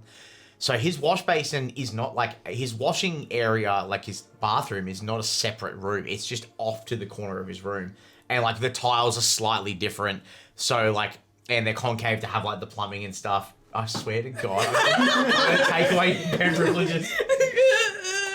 But it's one of those uncomfortable things where it's you look back and he's dead to the world. Like big dragon dude. So you having to go through and clean yourself off, wash the clothes. It's basically you having to take your clothes off while him right behind you. But you're able to do it quietly, and it's when you're looking at yourself in the mirror and you see 4 perfect indentations where Mr. K's fist broke your ribs, and even after sleeping and getting healing magic from your friends, it's just, that's going to be there for a couple of days. And while the rib doesn't hurt as much, because after sleeping on it and then having the potions and the magic like kind of help out, it's enough that it's like, I can get the job done. It'll be fine. That's going to be tender for a while. And it's just, it's so big. Like, this guy had just absolute cannonballs for hands. Oh. So, like, the fact that they left an indentation from, like, the gauntlet as well is just obscene. And you've got, like, your clothes hanging over. And it's while you're going through and, like, trying to, like, scrub the dry blood out of your clothes, you hear the shuffling behind you. And he goes, I'm not looking. I'm facing the other direction. But I can assure you that bruise will take days to go away. So he did look. Ooh. Yeah, she doesn't look pretty. Well, at least it was a... Have you ever had to reset your own hand? That's kind of outrageous. Yeah, not yet. I feel like that would hurt more. Why do you think I have so much alcohol in the cabinet? That does help ease the pain a little bit, yeah. Look, it gets easier. Dealing with the pain gets easier. Pain is pain. We're made to feel it for a reason. Everyone heals. It'll go away. So, do you need anything? Do you want a towel or something? I can walk this room with my eyes closed. I can just keep my face to the other side and just move away. I'll go in the living room. Have you got any food in the kitchen? Have you seen the size of me? I need to eat like 3 times a day, minimum, to keep this figure up. It costs a lot of money to look this good. Zeph will look over their shoulder and just go prepare something to eat. I'll be done. He's at the point where it's like, you're here, and he's looking this way. He's not looking at the wall. Yeah. He's looking this way. So, like, you're ever so faintly on the periphery, so, like, if you wave him down, he can see it. But he's just like, Cool. Yep. Cool. For such an alpha male, he's a little bitch, isn't he? He's just a soft, violent boy. And he goes, cool.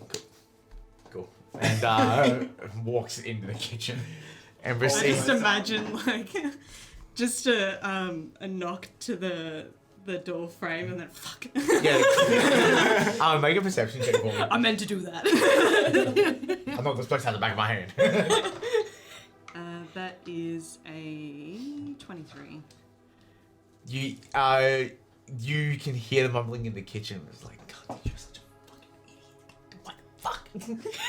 Can't talk to them. Just talk to them. And you hear it hitting yourself in the forehead. Like you. Oh, that's good. And then cool. Breakfast-erino. Food for... He's so soft on the inside. I love this character. Food for friend. More than friend. Food.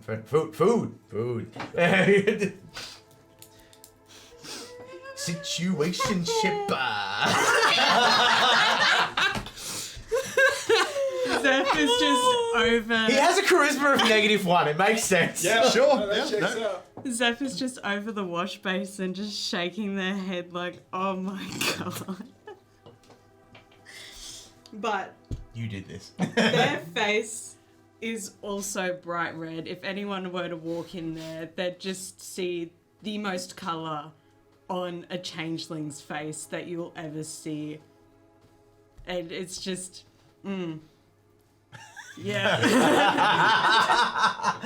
They're a little bit like, fuck me, how do I go about this? I love the parallel, both of them in different rooms, like... Just play cool, man. Just play Two cool. honed killers, actually teenagers. Zeph on the mirror, like, you got this. I was Bad just bitch. about to say that. Zeph in front of the mirror is like, I can be anyone, but I want to be yours. Just pulls out a knife like, you got this, bitch. You fucking got this. I'm cold-blooded. After about 30 minutes, there's a moment of like tense silence where you hear him at the door frame, and you glance over. There's like he's got his back to the door frame, like he doesn't want to look. He goes, breakfast is ready if you would like it. Thank you. By that time, they would have been dressed enough, and their shirt would still... I fucking hate myself for saying this, but their shirt would still be wet. Is that ashamed? Like, I'd rather wear a wet shirt. It's not like we just shared a bed. I'd rather wear a wet shirt than you look at me. Well, it's not that. It's... At this point in time, they wouldn't have any other clothes on them, and they wouldn't want to be like, can I borrow a shirt that'll end up being like, you know, a full-on tunic because it'll come down my ankles? So... They'll just deal with a wet-ish shirt and hope that the jacket covers enough.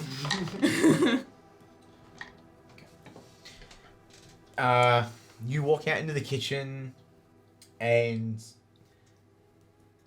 he's prepared like a decent little breakfast. There's like eggs, it's like toasted bread, and some fruits and stuff. And he goes, "Yeah, look, I'm not much of a cooking kind of dude, so." This is just what I could put together. It looks great, thank you. You're welcome. That's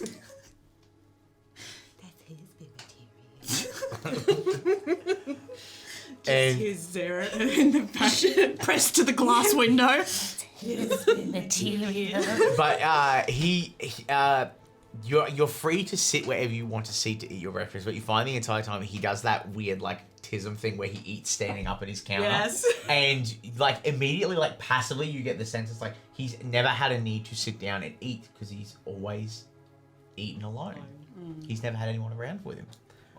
So while you're sitting on like one of the couches, because there's like 2 armchairs and a big couch around the little table with the fire, which is where you can go sit eat if you like. But you find after he like slides you your plate with your utensils on it, he just stands at the counter facing into the kitchen. So he's like looking the opposite direction and then just begins to eat by himself. Fucking sit down, Goss. Yes. And but he takes. You've never seen the biggest guy in the room look the smallest on a little couch, like sitting there with his breakfast. It's like.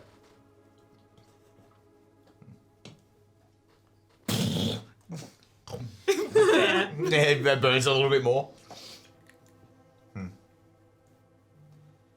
So, plan, window, plan. What is the plan? You guys are still meant to be going to see that wizard fella. Yeah, I think they might be coming back here, and then we'll go from here to see old mate Sebastian. I remember he gave the address to where to go. I guess it works. Do you think the rest of them are gonna know to come here instead of going there straight away? Yeah, I trust Zero enough to come and collect and most likely interrogate. Shit. Yeah. I hate that only now, 8 hours later, did I ever think about the circumstances of having to deal with that. Fuck. Well, I might just go for a wander into the sewers and never come back. Anyway. Okay, well, I'm gonna go clean up. Okay. And he just gets up. He demolished the plane like 4 bites. Like, he's such a, like, nah, there's more. But he takes his dirty plate and he goes, just leave it on the counter. I'll be back. And he drops them into like the little washing receptacle, and then he goes into the bedroom so he can wash up and do whatever. So the next like 10-15 minutes are yours if you want to do anything before we kind of jump ahead to eventually link back up. So if there's anything you want to add. Zeph will probably stay seated on the couch, just rest their ribs a little bit more, and just clean off and sharpen their daggers a bit as they're sitting there. About 15 minutes or so pass, and eventually he comes back out. with like his belt, and he's under like skins or like fabric, like shorts that he wears with like the cloth over the front. And he's just got like the huge like the towel like kind of draped over like the back of his head where his horns are, and he's just like he's like wandering around getting his shit. And probably around this time is when everyone would link back up, so the rest of the party Do you want me to get runs over and just grabs both your hands. Please divert the attention from me as much as possible. Please. I know you're in there! Help me. Okay. Ghost, you better open this door now! Do you want me to open the door? Okay. Zeph will make their way over to the door and unlock the 3 big locks and just... He's already gone for the alcohol in the cabinet by the time the door opens. Zerula like barges in, she's just all like, move. Wait, I'll get to you later. And she beelines for the kitchen. And you just see it disappear into the kitchen, and there's just like hysterical whispering. Did you use protection?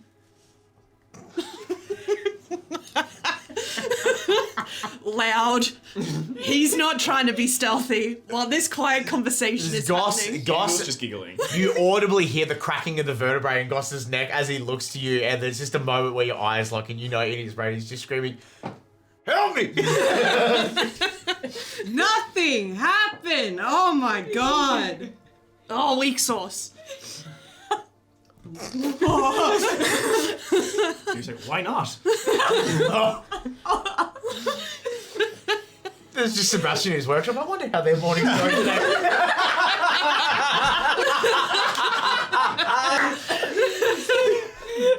They seem like such nice folks. Zero like comes into like the doorway, and she looks like defeated. She looks... You just told me nothing happened! We have to try harder. All they did was fucking canoodle! Canoodle?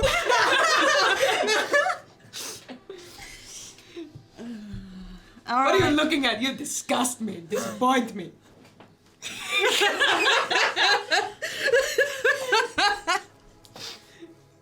Zeph is just standing there rubbing their temples. Alright, let's go. We've got That was certainly good. we've got business to do that doesn't involve this, so let's get that done. Yeah, okay. Do you think I did a good job as embarrassing mother? I've not met many mothers that try and pimp their daughters out so much, but These are hard times. Need to find suitable suitor.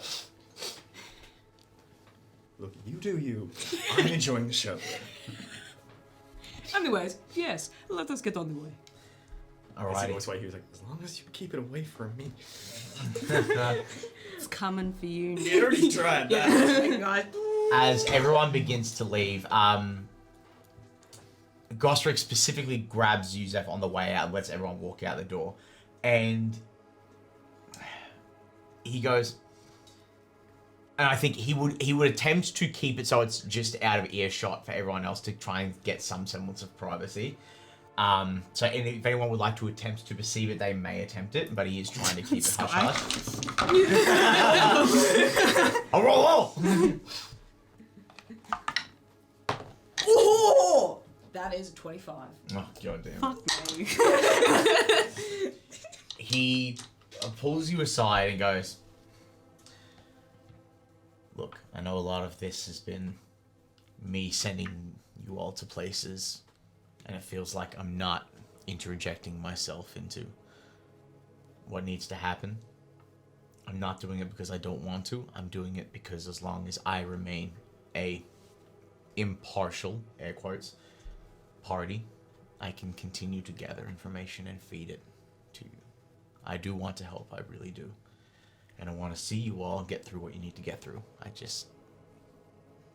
I think sometimes I just need to play it a little bit smarter. We can get twice as much information from both sides. Zeph will nod and just say, You allowing us to be in your home as a safe space is more than enough help, I believe. One way in, one way out. That's a deadly fucking gauntlet if they want to try. Smiles and gets a bit awkward again. He's like, leans over, kisses you on the forehead, and then just shuts the door. And you hear the locks so rapid fire. Zeph is just Yeah, imagine you turn around and Zero's literally just doing that. not now. And with that, we will move through the city streets. So I think you guys left at about 6, and I think going from Zalotto to Miros probably would have been, that would have been about an hour. So about 7 a.m. So we were going to Coronet, I believe is what we said it was. Yeah. So that is about, by this point in the morning, it'd probably be about an hour and a half, give or take. So by the time you get there, it's probably about 8:30ish, give or take, by the time you get there. Let me just 8:30 p.m. at time. Alrighty. And you guys move, and you remember some of the key information you were given was looking for the brick and stone house. It was purple, green, red, and blue Curtains, yes, each individual one. Each individual one's on the window, and surely enough, as you begin to patrol, at some point this is more of a neighborhood where a lot of you don't really have to come to, so it's a bit newer, especially to you two specifically. But yeah, not having to ask an individual on the side of the road. This older, even for like an elven woman, obviously got the elongated ears, but her face definitely starting to show some age. And he goes, yes, that quirky house. You want to continue a little bit further down, and you can't miss it. And you get further directions in. And then, you see, do you want to give a bit of a description for what they see at the front of this house when everyone arrives? Sure. Let's see. First thing you'll probably notice is that the scent of this house seems to come from a lot of its garden that's arranged around the front. It's a small garden, but you can see that's bustling with, on one side, almost like lavender, almost around the top of that. And then underneath that, you can get the distinct smell of mint leaves. You can see that there's also a little wicker basket set next to that, and it's kind of half filled with some of those mint leaves at the moment. There's a little walkway up to the front where you can see this very open and inviting looking house. The windows are very tall, the door itself is quite tall. And you can see through those windows a lot of very thick curtains. These aren't the kind of curtains you'd actually put on a house. These are more like the curtains you'd see in a theatre, for plays. Each one seems to have a unique sort of one that's been almost restitched and set to it. There's also a pathway and a little indicating sign, I suppose, with a couple of little maybe rocks etched on the side of it or something like that in a little circle. And on there you can see some little directions down to the Warding Wares workshop. Beautiful. You can also see a little letterbox and things. I suppose from the window you might also see that there's a very large sort of, maybe a couple of large paintings and pictures, and each one right at the very bottom at the base where a name would be is a small little portrait sketch about this big with 2 figures in it. Lovely. So you guys find yourself at Sebastian's home, and you do recall that he said if you'd like you can beeline right around to the side to find his workshop, which is signed on the appropriate signage at the front. I leave it now to our group here in Collected on where this scene goes next. Do we walk through the garden to that? Is that Yeah, you kind of open the gate and kind of go As around. he walks through, he's just running his hands through the plants, and they are just blooming. I love that. Oh yeah, this would be a real surprise for me. This is really cool. Trekking along behind Hugle, Voyage just kind of reaches out and snatches up one of the more bloomed pieces of lavender and just sleight of hand is going to try and tuck it into the back with all the feathers that have been added with the rest. Sure, go for it. What the fuck is my sleight of hand again? It'll be the 13. It's 17. Yeah, you don't notice. What you do notice though as you pluck the lavender in, the raven's feathers that you put into his cowl, because Hugle constantly druid crafts, and the druid craft is primal magic, reviving the grass. The cow is so inundated with the vines and the roots of these plants that the raven's feathers are now like interceding into the live roots. They are now become one entity. So his entire cow is leather, fur, vines, and raven's feathers, and whatever flowers he decides to add into it into the day. It seems that the more he adds to it, the more it just gains its own vibrancy of life. And Just an additional large piece of lavender that's just kind of sticking out like an antenna at the back. Perfect. you guys round to the side. Absolutely. Be straight down. Yeah. What's the workshop look like, being a separate building to the house? So behind at the house is a very open sort of almost like glass spacing area that you might imagine like was once maybe like a balcony area that's been converted to an indoor space. And on that glass inside you can see huge strings hanging with these large pieces of what looks like a brownish cardboard material that's been cut into certain shapes with pen and notations and markings at various points. You can also see versions of mannequins, all of them with these vibrant different sort of costumes and pieces, along with more of those same sort of one large painting with some text at the top and a smaller little sketch piece set into the base of each of the frames. The workshop itself is, by comparison to a very open and glass-heavy, a very plain-looking place. It does have a little glass atrium side on the far side, but you can see that it's just made of brick, wood, and it has a little bit of copper detailing. Other than that sign outside, this one is not signed. It just has a very, almost like, looks like a block, very dark in comparison to a very open and inviting other house. But inside you can hear maybe the slight as something is winding and then quickly resetting. You can also hear a few footsteps and things like that. You may from the windows see occasionally. You can see, it's interesting. Sebastian, you can maybe see just his hand and a bit of his head inside as he's pushing his head into the chalkboard, and you can see that metal filings and metal pieces, all white as chalk would be, have formed onto the board and are occasionally shifting into another pattern. And he kind of pauses for a second, writes something down. You hear that ticking again, the patterns shift. He writes something else down. That seems to be where he's focused at the moment. Can I just quickly ask, are we able to read what's written On with those those portraits? pieces? Yeah. On the portraits? Yeah.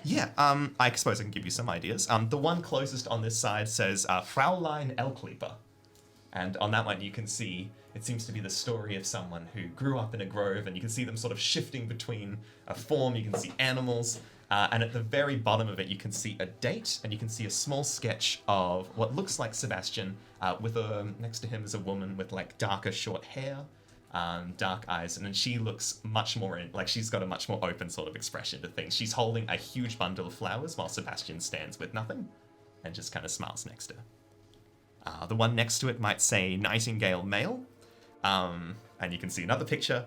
The final one has had its picture removed, but there's still a little sketch there. But there's a blank spot where the picture would be. Does it say anything on that one? No. It this time, as you look at it, you see that it's the similar kind. If you were to look closer at the picture, you'd see another date. This one was maybe 12 years ago. They look much younger in this picture. And you can see that in this one, the woman is holding, once again, flowers. It's a smaller bunch this time. She looks younger, more experienced.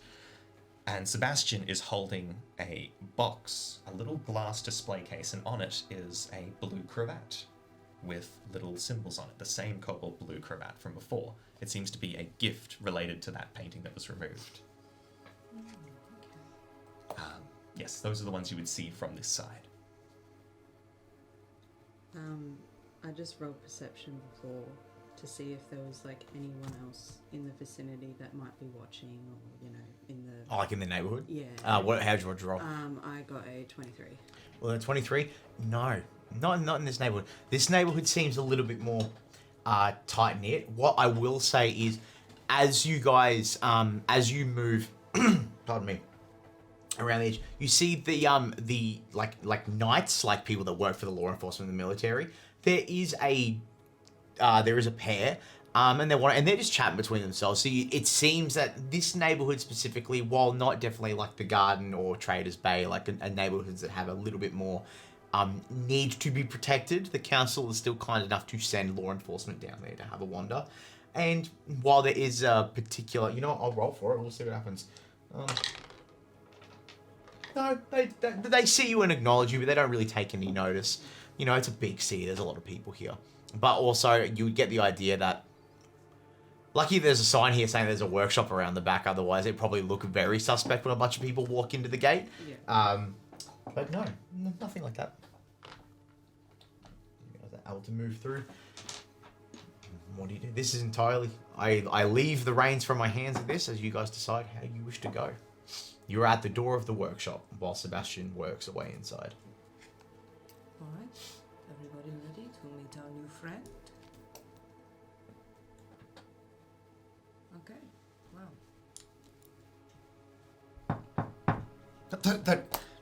30 feet. Make a note of that. You hear a slight 30 feet. Make a note of that. He comes over. Door is slid open, and Sebastian pokes through. Hi. Hello again. Hello. Please, come in. Can I get you all anything? Are you interested in coffee or some sort of sweet biscuit? I'm not sure what your preference is with Hugo's face. Yes.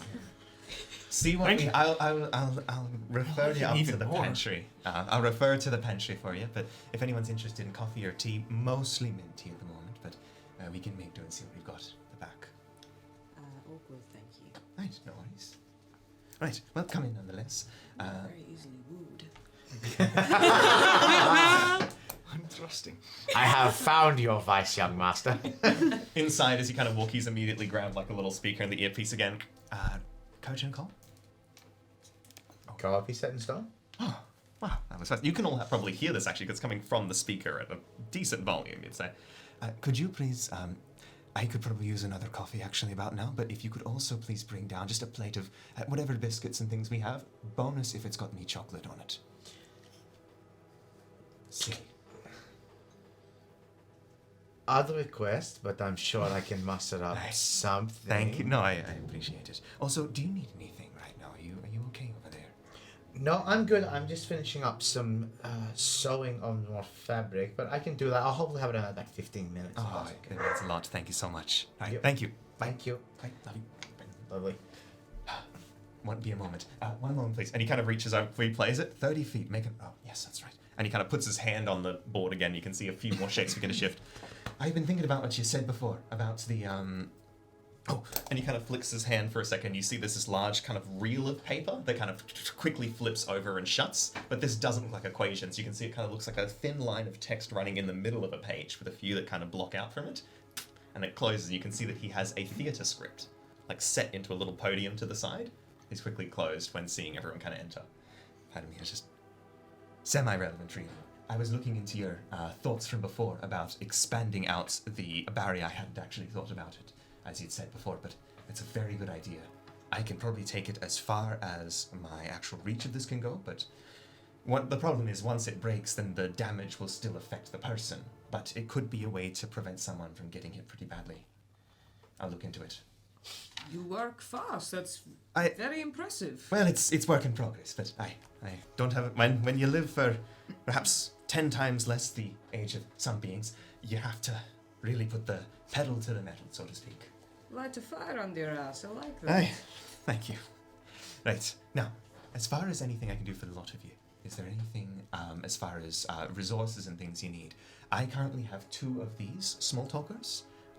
One is being, as you can probably tell, is with my wife, and the other is here. So she'll probably, maybe I should ask her to bring that. Depends if that's something you'd like, of course. It might be handy for communication. It works within a radius of about 18 miles, last I checked. So pretty substantial. We'll cover the city with ease, but I would imagine.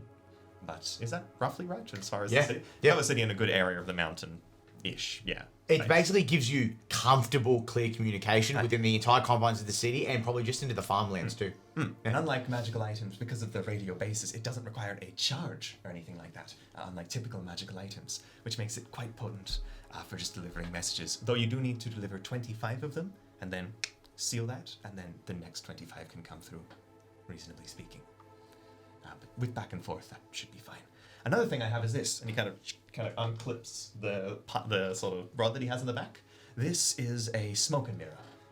Essentially, it offers a reflective mirror-like sheen that I use for standard cloaking of allowing me to get around. I did see you all before the other day, but you did not see me because it would have been physically impossible. hence this thing. Others can use it, though they would need to attune to the item, which takes about an hour.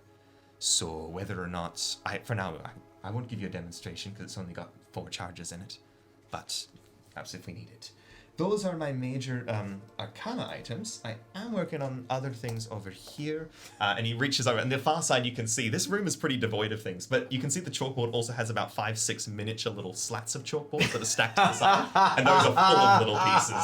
A lot of it is you can see little diagrams of people and ranges and stuff like that, and little triangles. The workings of a madman. It does. You can tell that even the big symbol things, and then there's this crazy chicken scratch stuff. So at the far end, he's got like a cage-looking system, and you can see in that like a little bead of light kind of echoing, exploding.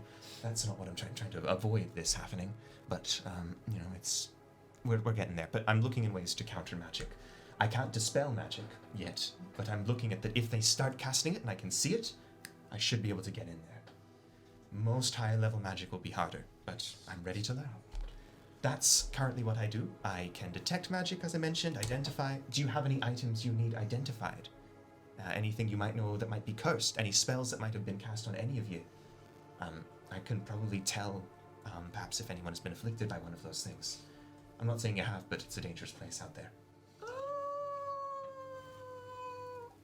There is maybe one thing you could have a look at. I can certainly try, yeah. How does it present on a hand? It's just a plain gold ring. And then casually she'll go to like... Nope. Can you, while it's on the hand? Yes, I just need to sort of interact with it for a second. I need to put full tools out. Here, come over to the table. I don't want you here.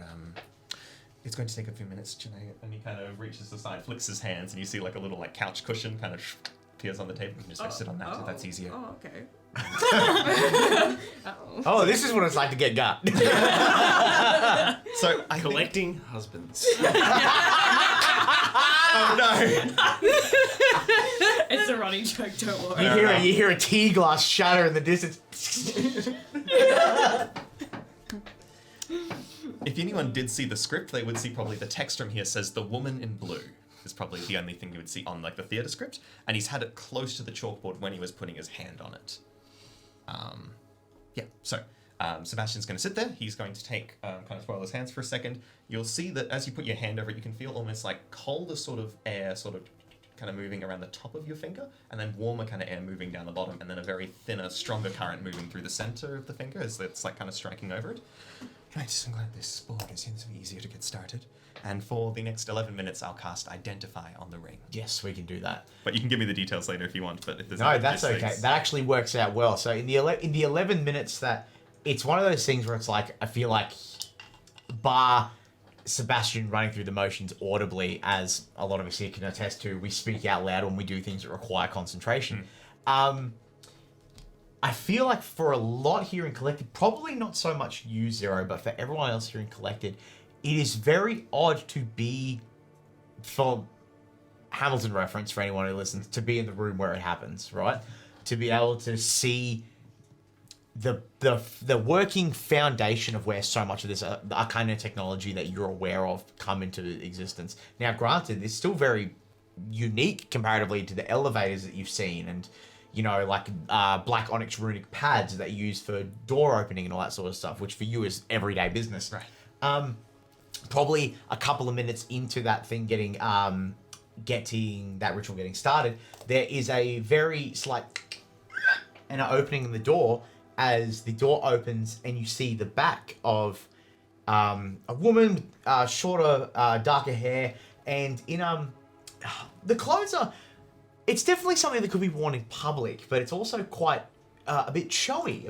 Like for any of those who are inclined to watch any like marionette shows or puppet shows, like something a bit more extravagant to catch the eye of the viewer, as this older but still beautiful in the face, but the weathering of age is definitely there. And she comes in with a tray of a steaming hot teapot and several tea glasses just in case, and one which is another shape, which itself is actually a mixture between ceramic and brass, which is obviously a cup specifically for Sebastian, a bit more themed to his wares, and a small saucer that's probably about yay high with about 8 different biscuits on it, like all variables. And she turns and looks and goes, "Oh, am I interrupting something, Stone?" Oh no, I'm good. I don't know whether or not. I appreciate you using the naming. I've sort of already given them mine, but I haven't mentioned yours. Just for the. It's up to you. I will leave that for you to decide. Is this the same woman in the photos with you? Obviously. Appears to be. Nice. That was awesome. I'll leave that to you. But thank you so much. This, you really outdone yourself. I'm just identifying a ring at the moment. Okay. But thank you so much. I'll duck on out. And you find she moves over to and sees like just a bunch of like paraphernalia spread out along the thing and just goes with her elbow and just slips the tray on. She goes, "My name's Olivia. I'll see you all later." Hugle's going to draw a craft the same bouquet of flowers from the photo and hand it to her and say thank you kindly. Thank you. I like him. He can come back. I didn't know you could do that. That was amazing. How did you? Wow. That's it. I'll talk to you later. And shuts the door, and she wanders back to the house ever so quietly. Sebastian's kind of smiling and begging for it. Wait. And kind of quickly gets back and immediately says, what did I do? But the 11 minutes pass. Now, if you can do me a favor, what is the language of identify? Oh, good question. Let me get it for you. Just to make sure you get it right. Yes. So you choose an object. If it's a magic item, you learn its properties and how to use them, whether it requires attunement, how many charges it has.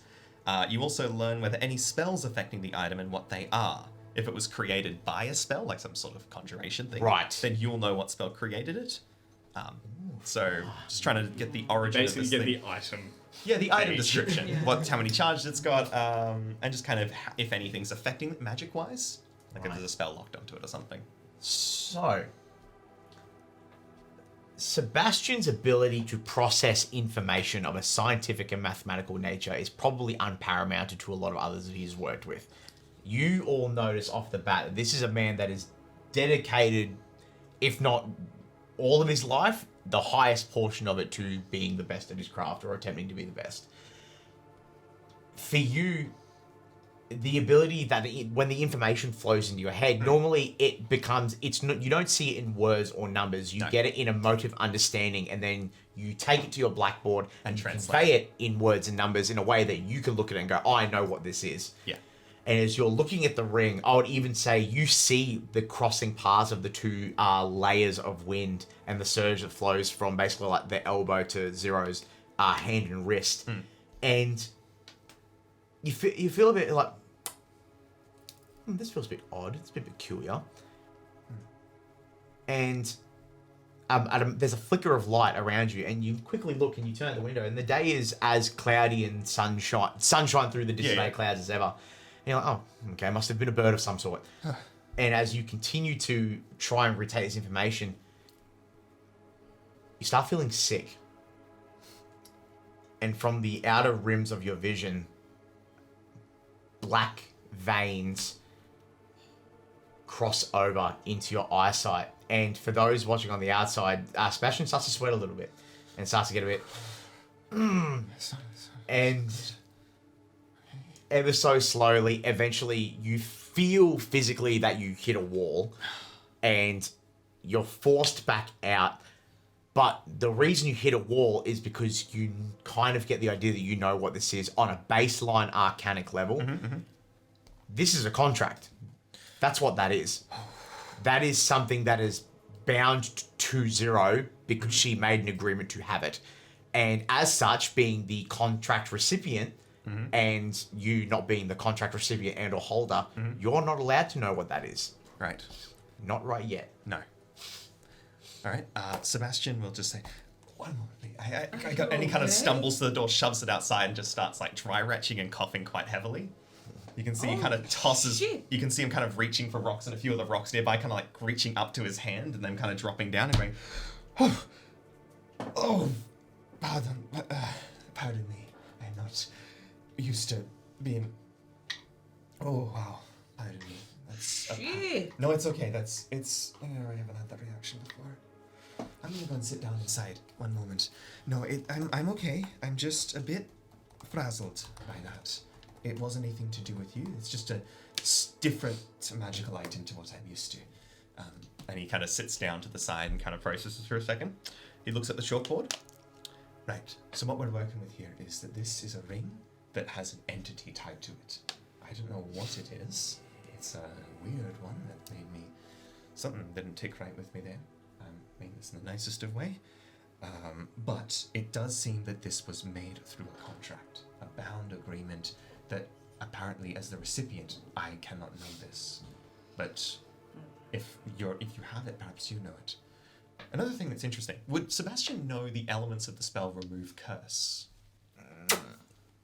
I would say yes. Enough basics, not Like you do 20 to 30 years of science, Yes. you're probably going to know about it. Yeah, Yeah. I would say you definitely know the elements of it for sure.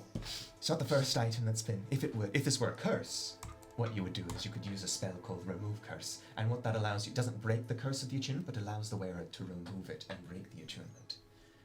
Now, So you're saying there's a chance to take it off? potentially, but Go even with five those saves. items, I can learn that spell. how? Yeah, that's impressive. You manage festive flowers. For my queen, I'd need to pray on it, but You have a connection, then. Well, the divine force would burn hot through something magical, but this is different to an item. Typically, if it's a cursed item, I can identify it and determine the nature of that curse. It is a set principle. This is like a wall. I couldn't get through it, mostly just because I was denied access to it. But there are principles and parameters to this item that can be discovered perhaps with time. I'm not sure though. Do you know who gave it to you? And do you know, more importantly, what you will be expected of from this? It is from my new husband. All right. Well, he sounds like an interesting individual. His name is the Wanderer. The Wanderer. Would that tick anything in my mind? As You can make a history check. I like it. Then the Wanderer, first name the. Yeah. Ooh, natural 1. Ooh! So total of 8. No, total of you 5. kind of No. whispers the void. When did they get married? Just outside of your purview. Yeah, no. That doesn't sound like one of the major gods or anything like that. I mean that in the nicest way. But it could be potentially powerful. It doesn't ring a bell with me. He was no god. No, I think. Okay. Do I have the base understanding of what it is I've made the contract with? You get you know the sense that, like, Zero knows the sense that it is a powerful magical entity, but Zero is probably not sure as to what exactly that entity is. All you know is he's got juice that, like, Popeye spinach stuff. You want my thoughts on it? If he hasn't told you what is expected of you, then I would say you have a right to negotiate on that. In the sense that if he were to come to you and say, kill this person or drag this body through a lake or something like that that's already dead or something, I don't know what weird ring-related sickening stuff would be connected. You didn't know about that beforehand. You are essentially, I would imagine, this is my theory on it, of course. My theory is that this is more like a back and forth sort of thing where a new deal could be made in exchange for something else. He's essentially put you on call, I would imagine. I'm working off theory here, but I would say don't feel forced into something at this point. Unless he's able to afflict you with things in the night or in the day or something like that. That is another complication. But, I would suggest, remove curse if you ever need to break the attunement. Could be an option. They might be aware of it, though. And they could deny you. I wasn't even able to get the information on it. If someone was go as far as to break that ring's attunement, I can't guarantee your safety in that. I just need Welcome to try it one day if push you comes feel to so shove. inclined. So, This is my dumb decision. Not yours. We won't risk it. But thank you. okay. Just remember that it's not just because it's something that's like that is on your hand doesn't mean, doesn't mean it's all set in stone, so to speak. Thank you. No, that's given me a lot to think about. I know you'll be fine. Now, as far as things go with the actual city and the missing persons cases, I am going to kind of flick my hands again, and this time kind of send it into the ceiling, and a little 5-foot square kind of echoes out and then kind of falls down like rain or fog. And you watch as that fog gets thinner and thinner and thicker, and you can see now he kind of plucks some little rocks from the lights that kind of form like a little string light thing of pebbles. Tosses that into it, those turn invisible, and then with minor illusion, there'll be a map of the city. This guy's got holograms. Is like, Hugle's a map maker, so he's just completely like studying this thing, pulls out his little map and starts sketching down as much of the city as he possibly can. Right, so we are here. And he points on the octagon, and you can see the map. The whole thing kind of shifts again like a slide projector, and you can see a little light on there. Now, this is a question for you, DM, but I know that Sebastian's very new to the actual searching for things, but as far as like rumors for where missing persons cases have been, would he have an idea of the districts or the wards that these would be in? Yes. I am now actually going to send everybody the small rough copy of the map that I sent in our group chat. So now that you guys actually have something more on reference, I'll allow everyone to take notes on that as they please. Now run that question by me again. Sorry. I basically want to know how much Sebastian knows about like the missing persons cases or the raiding of houses. Would he know, even if he doesn't, these are mainly rumors he's working off of, but would he, for example, have an idea of like what areas are being targeted or where he's at least met the people who've been talking about it? So a lot of the information that you garnered as far as the rumors, you heard in passing from the knights that roam around the area, because you have a pretty good working relationship with them because you yourself were a civil servant for many years. Yeah. The original raid happened in Traders Bay. The first one that got a lot of people talking about it was Traders Bay. And the other raids, not so much. That information has since gone a bit, it's kind of been a bit of a media blackout. As far as the missing persons, the only ones that really gave you a concrete selection of where to go they were happening in Vortekken, which is the slums. And everyone kind of chops that up to, standard. That makes sense because it's the slums. And there's obviously some horror stories about people believe that some people are possibly going missing or falling into danger in that nice little blank section behind Miros and Razum, where apparently there's new development as well. So for you guys in Collected, you've not noticed it because every time you've ever gone to Miros and Razum, the Law District, you knew where you wanted to go, so you weren't exploring. But yeah, there you go. Another thing about that, Sebastian will explain the details of what you said there, but he'll also kind of point out that area there also doesn't yet have probably proper main roads developed. I am not involved in road construction or anything, not for years, or even then I wasn't part of it. But nonetheless, it looks like there are still paths through it. Essentially, Hannenfreis was built on top of previous cities, as you're probably already aware. Some of those paths are still accessible, if not potentially dangerous comparatively, I would imagine. But yes, those are more stories and rumors of people in that blank section, but that's still very early development for the city. So yes, Traders Bay was the biggest one. Other than that, there have been more rumors, and it's just been too much of the same sort of, I suppose, patterns for it to be a coincidence or standard. Hugo was gonna look around the room and lock eyes with Voyage and kind of just do like a nod and say, so far you've been very forthright with us. Aye. But I think you'll understand that we're a little bit wary of strangers, especially after what we've been through recently. That makes sense. I mean this in the nicest of ways. I don't know what that task force looked like. And, well, there's a group I've suddenly seen show up, and the first thing I see them do is break out of it. It's a bad place. I would like to trust you, but Aye. I'd like to try something. I understand. I'm going to cast a spell. Okay. And you can choose to try and fight it, but you will be obliged to tell us the truth should you allow it. Right. This would just give us a means of trust. I can understand that. And I'll grab my necklace and cast Zone of Truth. All right. And essentially I think it would take up this whole space we're in. All right, cool. What's that look like? So a purpley blue glow would kind of pulse off the hand and the necklace. And then I imagine I speak like a little bit of almost like a gibberish. And just from my mouth, it like purplish blue just comes out and forms a large bubble around all of us. And everyone has to make a 14 charisma saving throw, or you can choose to... You can elect to fail. I like to fail. I like to fail. I like to fail.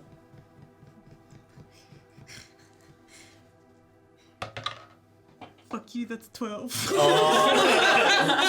We're all truth sayers now. What happened?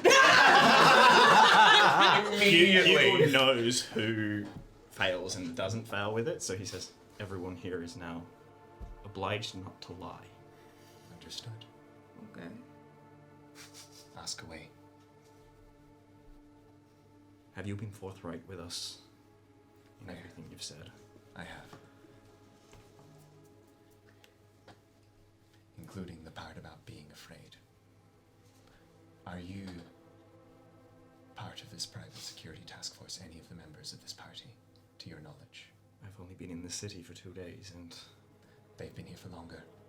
I'm fairly certain that, well, myself and Voyage are only fresh to the city, and these two I do not believe have anything to do with the government. No.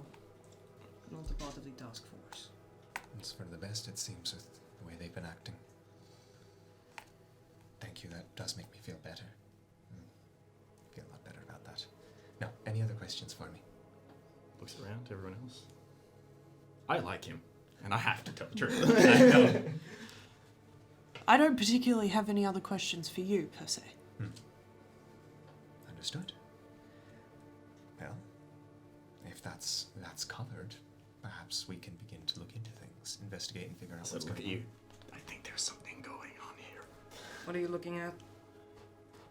I've got a question for you, if that's okay. I'm sorry.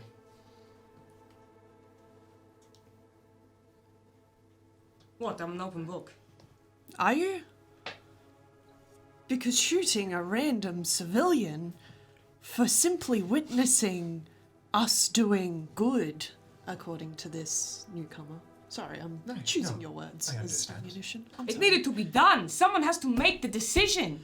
To kill a random innocent civilian. Who do you think you are in killing a random innocent civilian? Hell, is your name even really Zero? As soon as Voyage says, is your name even really Zero? Zero will go to answer. But the answer isn't there. And so her mind just starts scrambling forward for what the answer would actually be. And then it hits a wall. But it really wants that answer. And it starts to push through that wall. And you just start to see blood trickle from her nose. No, wait. Are you okay? I'm fine. I'm fine. This is part of the spell? What's happening? Voyage kind of realizes that maybe, oh fuck, I've made a mistake. I would actually like you to make a Constitution saving throw, please. Oh, my con isn't fantastic. Did you beat a 15? I got 15. You got 15 on the spot. Okay, so the con save is acting as your ability to keep your composure. At first, there is but a split second where Zero's words begin to slur and lose for a second, and then she regains composure. I would then like you to make an insight check.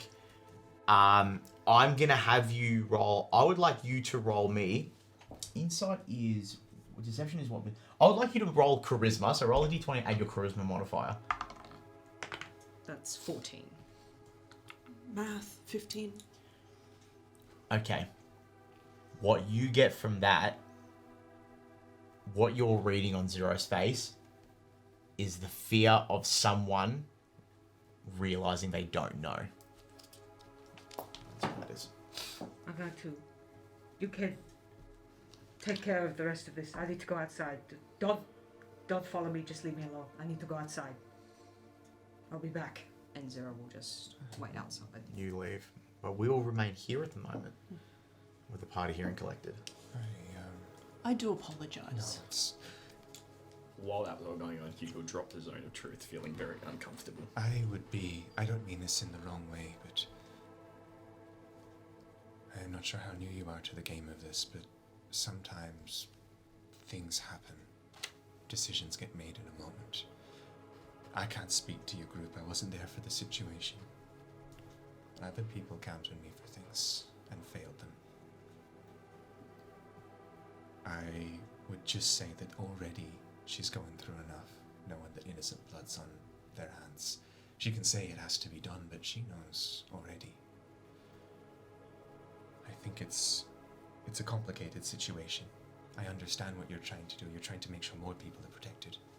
You want people to be safe and feel comfortable in the world around them.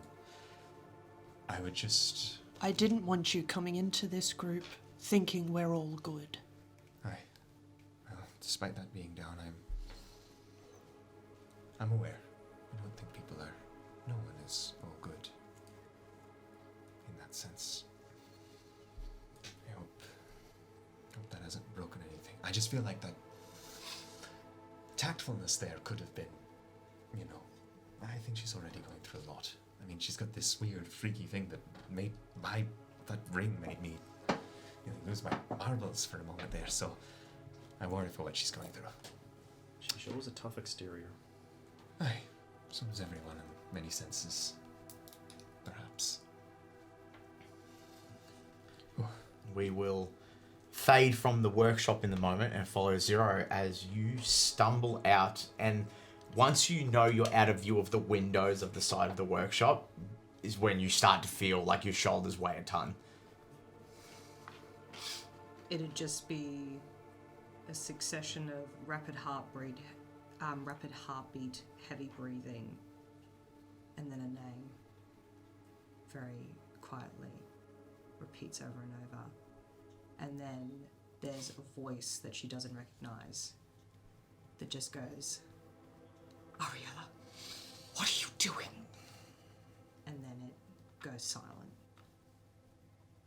I think I'll open the door, I suppose, at one point there. As that kind of like clears back, you look, door open, head poke through. You right? Yeah, good. I just want you to know I understand where you're coming from. It's Okay. It's fine. Okay. Zeph will pass a cloth to Zero to clean up their nose and just give them a look of you've got someone to confide in that will understand. Zero accepts the cloth and will just quickly wipe up her face. It's fine, really. It's fine. That I'm not mad. Aye. All right. Let's move on. Aye. Yes. Let's the focus on the security, work. The security. Oh, yes. aye. If that's the way, if we want to focus on the security, we could go to Traders Bay and figure out what was going on there, since that was the one location. Unfortunately, I don't have many others, unless we were to.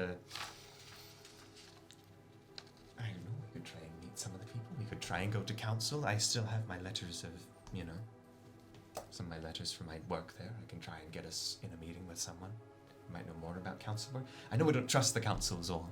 I would just let you know I don't think all of the council's in on it. In the sense that if everyone was in on it, it would have gone public very quickly. I have a question for those of you from the city. Aye. What is the council? I mean, like, you're leaders, obviously, but So, how does this system work? Unereshraud has been reasonably, in the long sense of the Severance, recently been colonized by more people. More people have come here from over the waters. When those humanoid communities set up, they set up the sister cities, Pannenfreis and Hannenfreis. And both of those are, I believe, correct me if I'm wrong here, DM, there's the Unereshraud Council that's sort of between those two, and they are within communication with each other. And their biggest branch of their biggest hand in things is the Shroud military, which are the knights that you see roaming around. The actual design of them, I believe, Pannenfreis was the initial first city that was built. Took longer. Pannenfreis was built quickly to keep up with that, which is why the lower cities and the build over occurred. There were some interesting stories that lingered from the times of the building, especially around the Undercity, the ruins therein. But nothing really has surfaced recently other than the gangs in the Astral, most recently. So the council themselves it's complicated. I know not too much about Pannenfreis, despite the barrier-looking technology that I have as a means of achieving things. They have one around their whole city. As for the local government, I mean, like, are we talking a large group for council? Is it a small? If they've got definitely enough more, I feel like there's more of them in the military aspect of things. That's a bigger group than the actual council. There's definitely the Unerishrat High Council is the council that does operate between both cities that basically govern the entire nation as a whole, and both cities have city councils. So you're bang on with that. As far as, because you've been out for quite a little bit, you're actually not too sure who's in the city council right now. You definitely know they exist, but you just don't know who it is. Okay, so no one knows who's the council. Like, there's no connection. But they'd be in charge of the building with, the new area of the city. And if there's one thing I worked on for a while, it was the walls. Perhaps I can suggest that we're all a team going in to investigate that unmarked area of the city. You work on the walls. With this map of yours, is there, by any chance, anywhere that would be easy to get in and out of the city unaccosted by the guards? Well, that's quite a question, but I think just based off the top of my head, lower paths are not going to be as heavily watched, where that's where waterways and things go. Guards aren't typically going to be walking in those spaces. Of course, you've also got to deal with the fact that these aren't designed typically for being walked on frequently by people. So, collapses. I don't know if we go around stepping on toes. An exit strategy. Someone's going to see us. I could, I suppose, not go to the council, and we could still walk over there under the guise that I've been approved by them. I'm not much of a forger myself. Did any of you good at forging? Because Zeph just doesn't feel right about the whole situation and stuff, and have you been hired by the council to sort this out? No. This is an independent work with a party of one. And what's intrigued you about all of this? What's your motive? His eyes flick to a drawer for a second, but he looks back to you and says,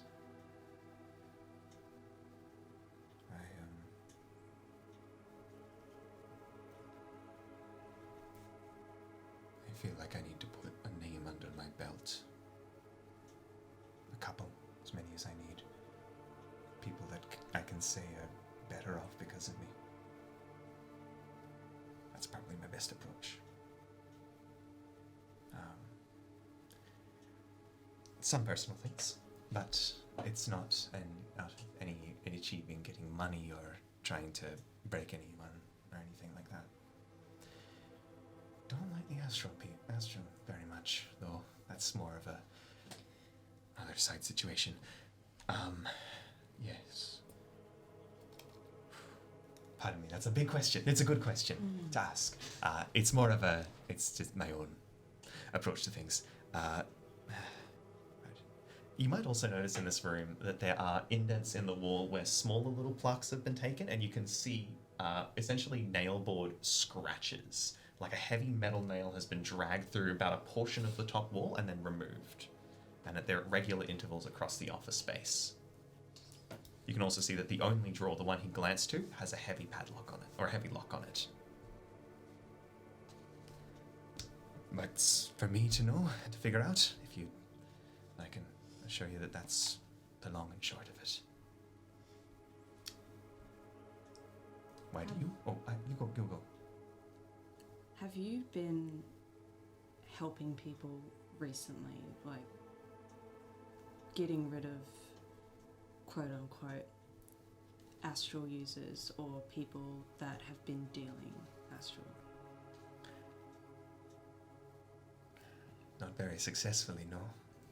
Admittedly, I've been mostly patrolling and trying to get a sense of the space, map these areas in more detail, figure out where they are moving and where they're hiding. Got into a scuffle, didn't end great for me. I'm not the most physically ready for that, so I've had to rework some of the portal stuff to get me out of a situation like that. But no, I haven't actually achieved as much as I would have hoped. I'm one person, and this is a city where you can walk across it and meet people that you've never seen before in your life.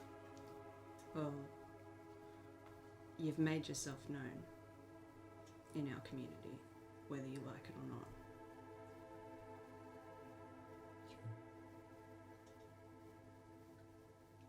You don't mean named? Not named. There's been no name said, but I have a feeling that people already know who you are in this community. Oh, no. So if I were you, I'd be very careful where you tread.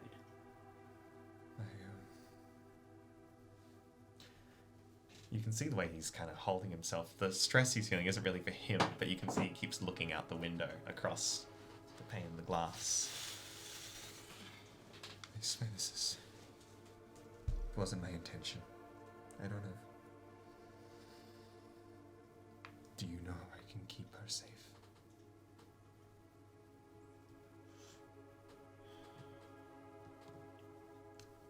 When it comes to that,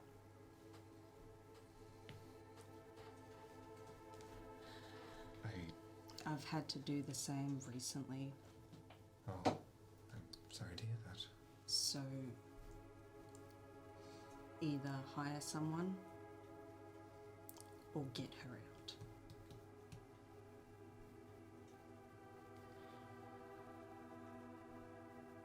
I don't think hiring someone's going to do much. Astral's so far spread.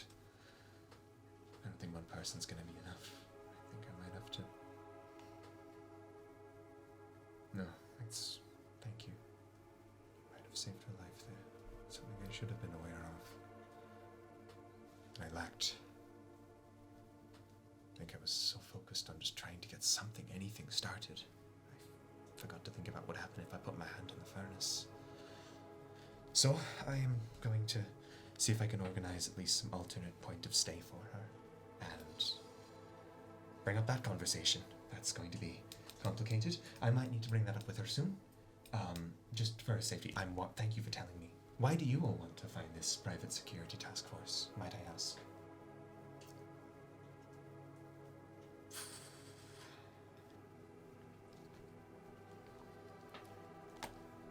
I personally have reason to believe that it is tied in to a member of the Sunken Sect. Right, they're the ones they're after and killing them, but the Sunken Sect has had people killing them and going after them. They've always come out of the woodwork, so to speak. Yeah, this is a personal investment. I understand. Minds think alike in this. Right, well, our goal with this task force is to remove their influence. We don't know what they're capable of or what they have done. We haven't got any charges of murder or any thefts other than breaking and entering, it seems, from Traders Bay. Were any lives taken on the day in the Traders Day raid? No. They kicked open a house. The individuals that were taken were not named. There was anywhere between 3 and 5, according to who asks the story. But no public news has been printed in the local gazette or papers regarding who these people apparently were. We could go to that house, figure out the names. Alternatively, our goal might be in part to find one of these individuals and capture them alive. Bring them in for questioning.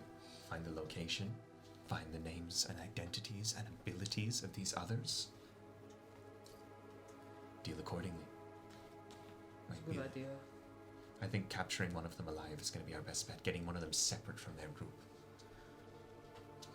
It's a good idea, but I have a feeling they won't be so easy to break, especially if the people that I think are involved. They won't be just picking any piss-weak scrap off the side of the street.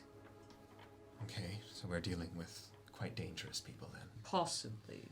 Right. Well, do any of you have a means of communicating with people and asking them questions and knowing the answer, like detecting their thoughts or something? No detecting of thoughts. We can. I've got my zone of truth. I can. Tricky thing around the zone of truth. I don't mean this in the bad way No. here, but zone of truth, people can just avoid answering them questions, which means I've also got the ability to cast fast friends. That Again, might work. unless they can overcome my strength, we can bring Okay. someone around to our side. Sebastian reaches to his pocket and he takes out, like, kind of plucks from the air a little bit like a pumice-looking stone that has, like, this pinkish kind of crackling sensation to it, just holding it in the air, and immediately just the vicinity kind of has, like, a spike of, like, a sharp tang to it, almost, like you would scent, like, kind of like if you've had wasabi or something and you feel the shock of your nose. That was too real. I might have something that can make that more likely to happen, provided they're okay with their brain getting razzled. And he clicks it away and it kind of vanishes back into them, moving for a second.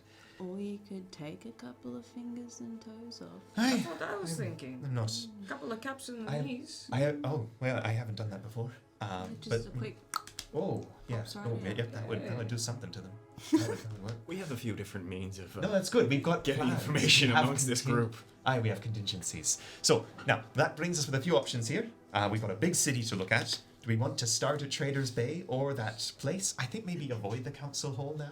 Might be our best bet. Yeah. I'm realizing that more and more, talking to you, a lot of you. And speaking of which, would I be alright to get your names? I'm Hugle. Hugo. Nice to meet you. It's nice to meet you too, Hugo. Reaches up. I always forget about it until I pull it up. Like, oh. 0. It's good to meet you. Yeah. Oh. Zeph. Nice to meet you there. Voyage. Voyage. And the Dog. right. Does Dog have like a scent of food that he likes? Like a car, like an animal, or like bones, or something like that? Turns to Dog and asks him, "What's your favourite smell?" But in Draconic. That always gets me off guard. You can talk to the animal. There's a moment because if you can understand it, he can speak back to you. You would understand it. Oh no, I haven't got a voice for Dog because I forget he just makes noises all the time. Hang on. You can paraphrase it like Dog enjoys No, this. no, he's got to. I've got to make it the most outrageous. You're watching this live on air. I've got to make the most outrageous shit. Birds. I'm impartial to meat. He I like didn't- meat, Dad. He didn't specify. He just said meat. Aye, makes sense. Either well, or. Well, if you're ever in need of like making a treat or a snack taste or smell more like something for him to gnaw on for longer, keep his attention, Let me know. I can probably alter some of these rocks and things like that, make something work for you. That'd be They don't have- absolutely amazing. they don't actually. He doesn't eat the rocks, obviously. They imbue something with a property. It's Yeah. tastes and smells. Not Oh many no, people- he'll eat the rocks. Yeah. He'll eat the rock. So we got to keep it high. It's a great digestion system. So he's green then. So that means some sort of caustic sort of Yeah. vitriolic thing. Yeah. Don't let him slobber on you. No, that's fine. That's yeah, no. Mm. That'd be handy. No. Yeah, You need to break a quite. lock. Could you break a lock with it? Yeah. Maybe. Oh. You look at me like, Right then. Well, looks like we have a mission then, at least a starting point. Let's get to it then. Where do we want to go? Ruggy. Would we like to start maybe off lighter with Trader's Bay because it's a safer place to go? Yeah. Let's go to Trader's Bay and find that house. I might have an idea of where it is, since it's the one that was announced at least publicly. And we'll see if we can find any clues while we're there. Sounds good. Alright. I am going to have a talk with Olivia for a bit. And see if I can make sure she's okay. Right. I'm going to you can come with me if you'd like, or wait outside. We can get you into the sitting rooms or something. We'll wait outside. Alright. I'm gonna come outside, hop up the balcony, open Yeah. the glass door, go through. So you guys are able to kind of just wander amongst the garden and stuff out the back around the side of the workshop as Sebastian walks in. When you beeline, you find that you're able to find Olivia sitting at her like small crafting desk, just going over her fabrics and stuff. You know, she still partakes in designing for other shows and stuff whenever she has the free time. It is her trade. She can't ever say no. But you find she's deep in her work by the time you walk in, so she hasn't even noticed that you've come in yet. Alright. Sebastian will kind of flip to the side and grab like a little bushel of lavender with some leaves on it and just kind of recall it to his hand. and then he'll kind of walk through and just kind of set that up next to her. And as he moves it, he moves a couple of rocks just to keep the scent kind of a lot more aromatic than one would, more like a lavender-scented candle. And he also is going to take a little bit of the petal, crumble it into like a little dust, and kind of sprinkle it in the air just next to her, and cast guidance on her, just so she can, I guess, work a little easier. Just makes everything a bit sharper. Lovely. So, small point here, dear. I didn't quite realize. If, in theory, we had to move quite quickly, and in the odd situation, the people that I met with, I'm just gonna get straight to it because it's easier than trying to move around the bush of things. I think people might have caught on to the fact that I've been going out and patrolling in the night. And they might be able to trace it back here. And I am worried for you. So I'm wondering if it's possible. You don't have to, perhaps, you could leave the, I don't want you to leave the city. I want to see you. I want you to be in contact. I'm going to immediately try and make one more of those small talkers, but what I want is maybe for now, is it alright for you to take your work to the theatre and stay there for a bit, at least for a few days until I know how safe you are? I can do it. Yes, I can do that. I'll keep this small talker with me, so you have a direct way to me. Please. And please then do. if there's anything I can do, I don't know. Maybe I can do it, but I can do that. That's okay. I'd rather you have this. He unclips the staff, the what's it called? The rod. Yes. This. Take this with you. If you need it, get hidden, and get out. I'm gonna try and find out what's happening and how much they know, and prevent them from finding out anything. I'm not sure if I need to wear a disguise or a mask or something like that, or a thing over my face, but no, I don't wear the cravat unless I'm out, and that's kind of the only thing that's any different. Make sure I throw that on once I'm out of this place. I trust you. It's okay. Okay. I need you to trust yourself though, because I trusted myself, and now you are potentially in danger, and I just didn't. It's been weeks. I didn't think these people would throw retribution so quickly. I haven't done anything, but I need to know you're okay. I'll be okay. I'll tell you what. I'll leave. This can be later's problem. I'll have it delivered. I'll call someone up. Okay. Okay. I'll go there right now. I'll pack a bag and I'll leave, and just talk to me on the small talker. And I will. Let me know. It's always up. So if I need to be quiet, I'll have like a going dark word or something, like a curtain close. That sounds weird. I'll think of something. You're better with the names. You'll come up with something. Right. I'll think of something. Good, thank you. And also, good luck with the next show. I'm sure you're going to be amazing. You've got the whole team loves you. So good luck with that. Thank you. Now, All right. And you find she walks over and like sternly grabs like the boot of her face, and she's like, "Try and behave, please." I'm working on it. I think they actually quite like me. There's one there that really likes me at least. I'm making a start. Well, that's good. I never liked those people in the office. They're too snooty. The amount of waistcoats already is just too many. You think 3 is a lot? You should see what they wear. Honey, you're rambling. Get going. You're right. That's for you. Quick kiss. Turns around. Holds it for a second, a bit longer, and then goes, pats on the back, yep, and turns around and goes. Emotions. Yep. But yes, she packs quickly and amply, as is her job. She basically is required to do that on the get-go, and you find she swiftly leaves. Unbeknownst to the lot of you, she moves quite quickly and stealthily. Right. One less weight on your shoulders. You can see that Sebastian now has 1 run, and he doesn't have that stick on his back anymore. Right. Now, let's get to Trader's Bay then, shall we? I'm feeling a bit better now.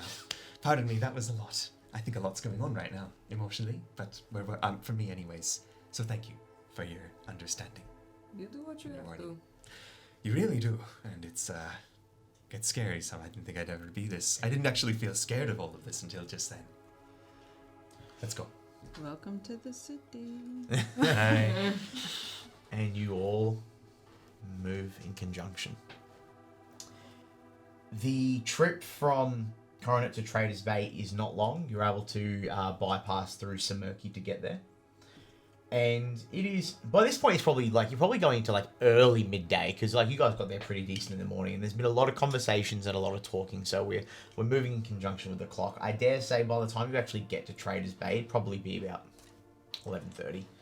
You're able to move quite quickly. Sebastian is able to guide you guys on a very quick route through there. This is a gentleman that obviously, this is a mathematical man. He knows the quickest routes. He knows the times of day. There's points when you guys are walking, Sebastian is able to stop you from walking into a crowd of people that move past. This man knows the workings of this city inside and out, like clockwork, not unlike what you saw in his workshop. Eventually, you break into Trader's Bay. Zeph, for you, this is like a second homecoming.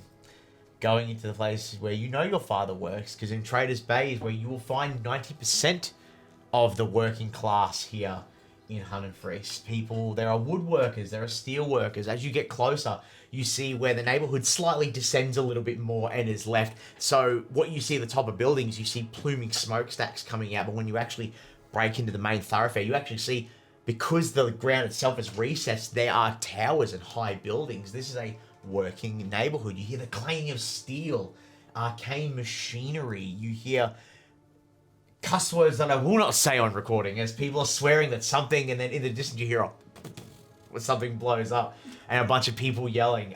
It is alight and it is alive. This is the part of the city that never sleeps, because if Trader's Bay sleeps, then nothing ever gets done. So, you guys move through, and with Sebastian guiding the way, you move into... Now, obviously, every neighborhood of Hanifrace has residential buildings. It is the only way to house how many people are there. And a lot of the businesses, people generally are just living on top of workplaces. That's how it works. So, as you move through, you will move into one of the farther back corners, more closer towards the wall, and you guys see the ominous wall of the city catering over as eventually you guys move closer, but you move deeper into one of the back corners, kind of more towards, on the map if anyone has it, more towards the edge of where Traders Bay would meet with New Northtown, probably towards that side, where it slowly becomes a little bit more residential. And this neighborhood is quiet. I would like everyone to make perception checks, please. Oh! Let me just double check that I've got 18. 21. 15. Okay. 14. Beautiful. Wait, that's only a 6. I got a nat 1. That's okay. Which is befitting also. I think you're very rattled. The previous encounter is still throwing you for a 6. But everyone else scored high enough. What you immediately see is this is a residential part of the neighborhood. And there are still some smaller workshops. You see some smaller like wood mills and like names saying woodworks or small steel fabrications. And some of them are a little arcane, like crystals and components, like all that sort of stuff. And what you start noticing is a lot of those residential buildings that live next to and around these, because even between some of the shops, there are still some singular small 2-story houses and stuff that sit in between little open lots. People are peeking out the windows and are taking note, and you can see on their faces they perhaps look a little bit nervous. It seems that this is a neighborhood that does live in fear at this current moment in time. Now, based on crystals and components, I would look up to probably Zero and Zeph. Do you think any of these places would trade in that floating gemstone that I acquired? Do you say this loud enough for Sebastian to hear? Yeah, the whole group can hear. I'm just targeting at these two. So you've got Elevite. Is that what it's called? Aye. If it's the purple substance that makes things float a bit, then you're on the right track there. I may have acquired a couple of pieces. Okay, well, yeah. Some of the Skye ships and things like that in some of the areas, like the towered sort of spaces, I think, in Zalotto.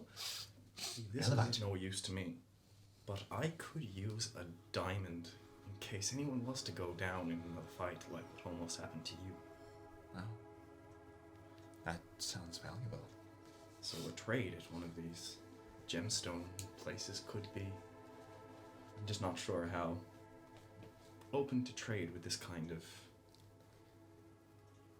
material.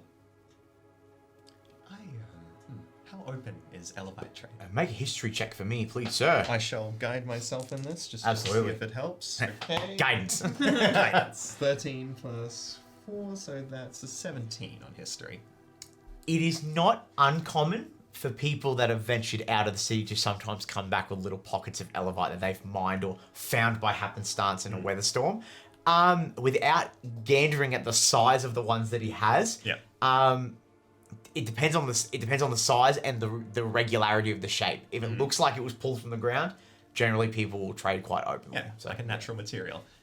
If it looks natural, it looks like it was done from that, then you're good. If it looks like it was more polished or part of something bigger, What did ours look like? Yours specifically were cut to fit the elevator. Okay. So again, I guess I'm going to look to the criminals in the group. Is there anywhere you know that might turn a blind eye to a more well-cut piece? Would Zeph know? I would like you to roll. This is going to be an inside check. Roll an inside check for me. Really bending the rules of the mechanics here. That's a 6. You know what? With a 6, you're unsure. It maybe just depends on what day that person wakes up, how they feel about narking on somebody or making money. We can always just give it a shot. I mean, you never know unless you ask. I feel like it's worth the risk for us to get a hold of a diamond. Is it capable of reviving someone once they're downed in? That sounds powerful. It could be very handy. oh, life-saving in the most literal sense. Just it takes a more valuable diamond than gold I've ever seen. Well, if you're looking to work with people and you're not sure how their reactions would be, one thing you can do is just try and present them with like a gift or a nice drink or something like that. Put them on your good side initially. Try and warm them up to it. I'm not good at it myself, but I've done enough look at rhetoric and stuff like that to get an idea of... I think I'll put it before the group. Shall we risk How much does Putting it our cost for name a on it. diamond? 300 gold worth of diamond? I'll just buy you one. Same reaction. What? That's like, fine, how like- she collects husbands. Like Zara was like completely out of it, and then she like starts hearing like diamond, gold, sell the. You heard the word cost, and you was like, Yeah. Sugar mommy. Are you sure? Oh yeah, it's nothing. Don't worry about it. Shall this be some? Shall we? Oh, we're in Trader's Bay. Might as well. We could do that, or we could... Yeah, the gemstone shop that you said what it was we saw. you want to quickly beeline in there? Yeah. So when you walk into that gemstone shop, it is like any witchy shop you see in some shop in the middle of like a countryside.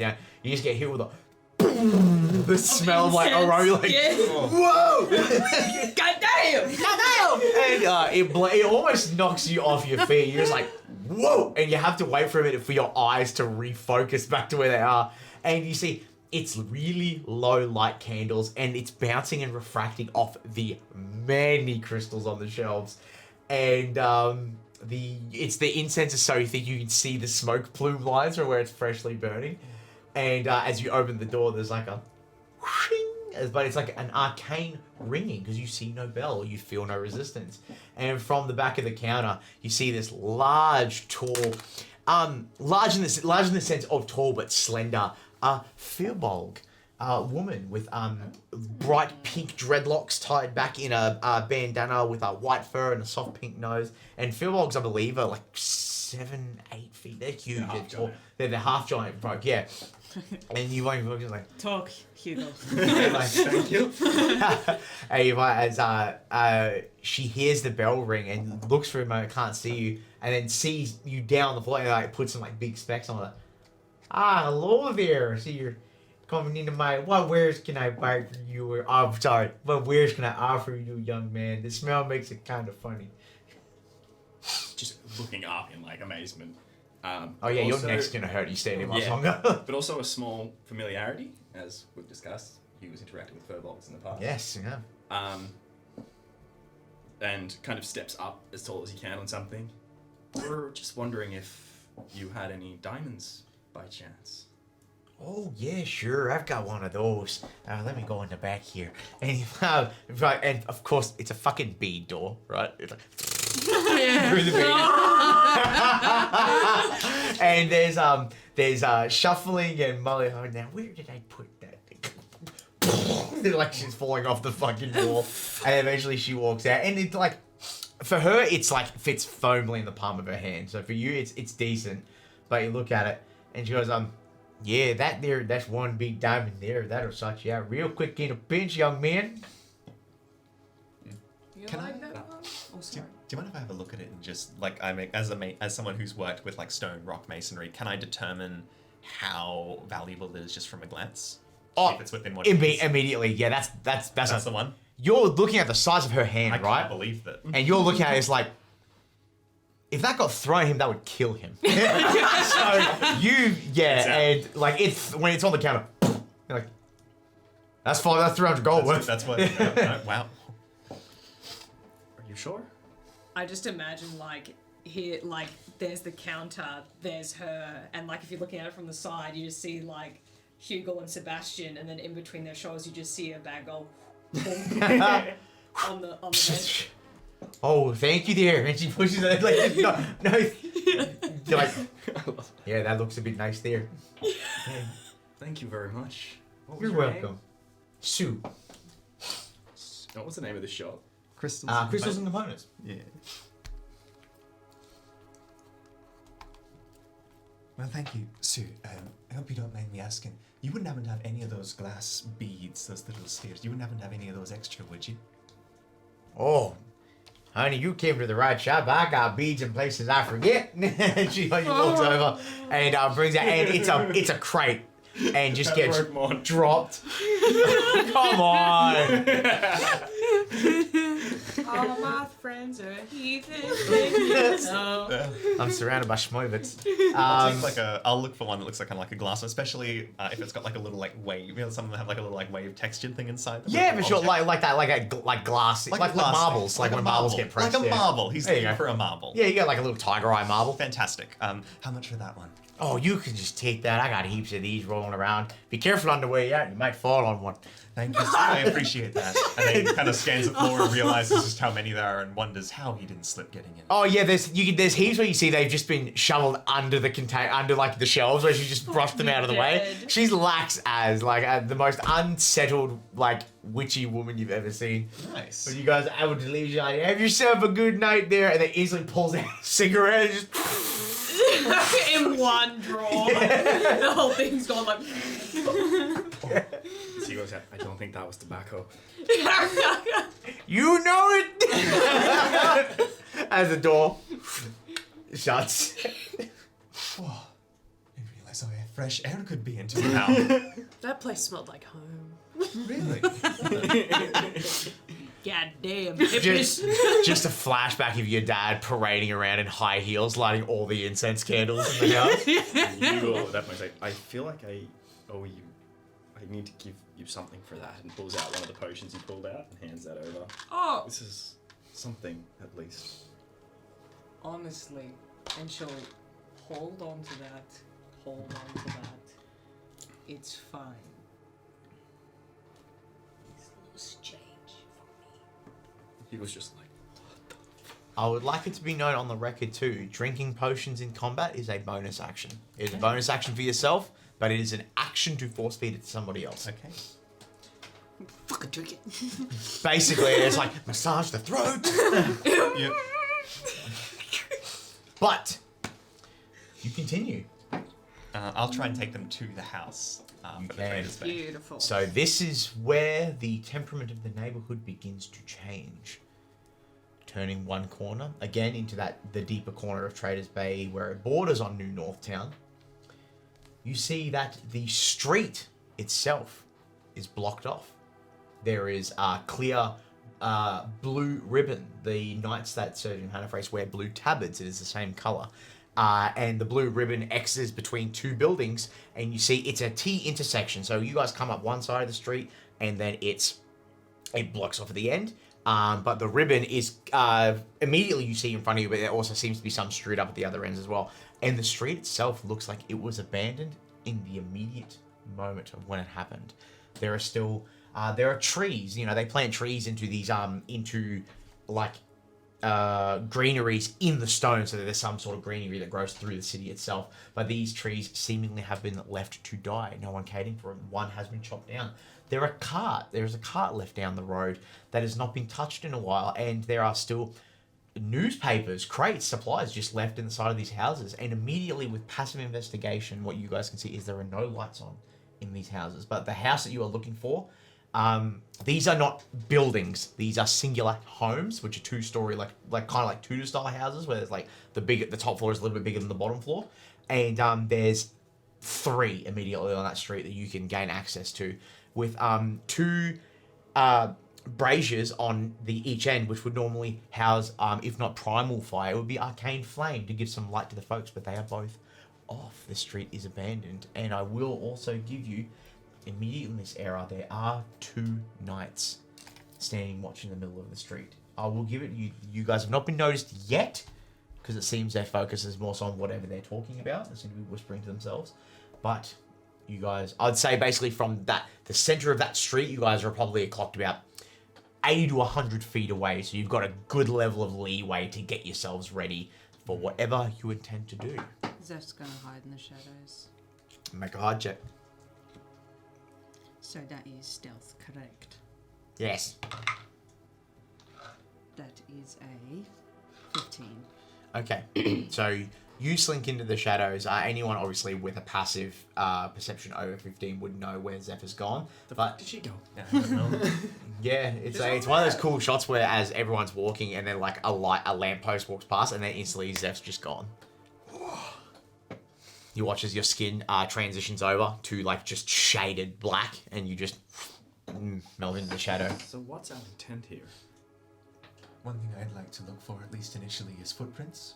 See if I can get an idea of what these kind of... If there's like a rush of people coming in and out of that home, I'd like to get an idea of those people were dragged out or taken out, but though frequent walking and breaking and things like that. I'd like to get a sense of who these people are, how many there are, if they travel in a group, let's say. Are the guards by the building we want to go to? Or are they just... They're across the street. Do they look like they're guarding that, like as a Make place, a or make are a they- perception check. Ooh, that's a good one. Zeph, I'll also say you're still close enough that you can hear this conversation. You basically are just hugging the building Yep. and just using the shadows to your advantage. Oh, that's a 2. No, can't tell. No, they're not moving, but they're just standing there. I'd draw their ire, but I think it'd be more useful investigating and making note of things over here. Pretty bright, pretty colourful, pretty... It gestures to Dog as like, hey, we kind of stand out. I can just go for a walk. Say the house is on this side. I can just go that way. I could give you something if you'd like to plant something on the guards to make Dog very much like, like a smell of meats or something if you want him to jump them or something. Sounds good. Alright. Keep this one out of sight of him for a second and I'll kind of take like a... Do you have like a snack or a bone or something? I can get some rations, some jerky out or something. Yeah, you got rations. Yeah. For sure. Take one of those, kind of twists for a second, grabs like a little like spiraling kind of pattern. The once again that hot and cold there for a second. He kind of twists it a few times. He kind of reaches for like the piece of like meat for a second and kind of like draws a strand from that, circles that, takes like almost like a dial and turns it up. There's some work. Just keep it away from Dog Yeah, do you for a want second. about you want to keep a good distance, a few steps away. Pupils are fucking massive, like, and you hear him like he's making noises, and you guys don't get it. But for you, now that you're like open to like speaking with him more, he's like, I fucking want it, Dad. Give it Just to a me. little longer, son. It'll be a minute. Give it to me, Dad. You said perception higher than 15. Could still see where Zeph went. "You're aware, yeah." Yeah. Just kind of looks in the general direction. Can you like drop this on one of them? You're sneaky. Just kind of holding Dog. Disappears. And you, If you did appear for a second, or would you? No. Okay. It'd just like pretty much what it would look like is like a shadow's gone over Yep, his I hand just and just been Grabbed it. Yeah. yeah, like Voyage putting his hand into like one of the dark alleyways and comes out, and the little twisting top is gone, and you're able to run. Is that what you want to do? You want to run up right now? I'll wait a little bit. Okay, so you're basically waiting for a cue. Yeah. Okay. I think we'll wait for Voyage's cue to make that work. Once he's done that, we'll continue our investigation. Are Voyage. you going to try and distract? Yeah. Hugh was going to walk up and grab your hand in guidance, so purple glow goes over you. So you get a plus D4 to your next ability check. Yep. Thanks. Running defense, we love it. Mm-hmm. I'll pet Dog and do the same thing. Cast guidance on him. Oh, now Dog's got guidance. Now Dog's got it too if he needs it. Buffs. Don't move until I say. Looking straight at Dog. Brow goes it. You can Sits on have the the concrete. treat if you wait. But we're going this way. And we're just going to start heading down the street as if he looks like he's going to go that way. Waiting for Zeph to drop the treat on the guards to let Dog go and harass them a little bit. What about you, Zero? Is there anything you're doing to prep for this? Zero obviously has her sunglasses on as always, and she just lifts them, and behind them is two burrows that go through her head, and then the invisibility spreads from the eyes, and she just disappears. Alrighty. That's going to grant you advantage on all your stealth checks as you move up. Are you going to move at this point, or are you waiting for this distraction? Waiting for that distraction to start. Okay. I pass the reins to you, young Master Voyage. How is this going to work? He's just heading up the street. Off he goes. But he's waiting. He's waiting until basically Dog gives an indicator that the scent has moved to the guards. Okay. We are moving off your stealth check. Mm-hmm. You hug the alleyways as hard as you can in the attempt that at one point you go around a back block and try to get yourself out. And the problem with sometimes with the way the city is laid out is there's huge stacks of like buildings and apartment buildings, and then all of a sudden there's just houses in open lots, so it makes it a bit tricky. But while these two guys are facing in front of you, you've got a clear shot. You've got but a moment.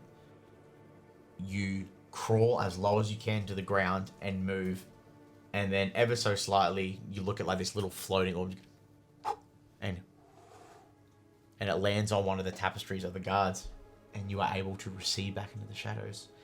You rolled high enough that they did not see you. They did not notice. I would like you to make a perception check for me, and I'm gonna say with advantage too because you're hidden. They're lax. They don't know you're there. So 14 plus 7. 21. The 21. And they're like, they got their helms on, so their voices sound kind of tinny, and they're like big, and like they're big guys. Like obviously, you know, they're not hiring any like small folk. They only want big brutish people. And one sounds like a woman, and one sounds like a man. And the male voice goes, "How long do you think they're gonna make us stand here? They already got them. Why do we have to sit here? It's not like it matters to us." The female voice. "Yes, I know, but look, we're on the payroll. We have to do it. We have to keep the public out so we can clean up the tracks, I guess. Just look over there. Make sure there's no fucking people." Yeah, okay. Turns a little bit as you slink away and you hide. Dog picks it, and he starts doing that thing when you're holding him by like one of his spines, and he's just like, he wants to go. Bolt! This guy takes off, and what is Dog going to do to run a distraction on these people? He wants the smell. He wants the smell. He wants the smell. Okay, Whichever one. I'm going to need you to roll a. This is going to be a. I'll say. Does he have a bite attack or a push attack? Bite. Yep. Can we roll attack for bite because it's still him launching himself at this knight. Zephyrus, you're like kind of hugging behind the knight. You hear he's like, "What the fuck is that?" This is like this thing that turns up on him. Just get knocked out of frame. Good boy. Just doing some quick math. Quick math. Fucking hate quick math.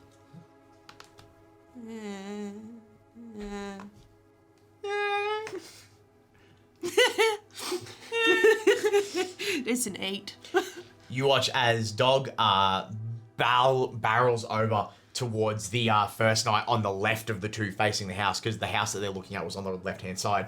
But this knight is on the left of their pair. As Dog runs up and jumps with just intense ferocity, this guy, like this knight, catches him mid-air, picks him up, and you watch as he just breaks Dog over his knee. Not today, motherfucker. Voyage jogging, but also kind of running now that he's seen Dog That go was- down like a sack of shit. Oh no.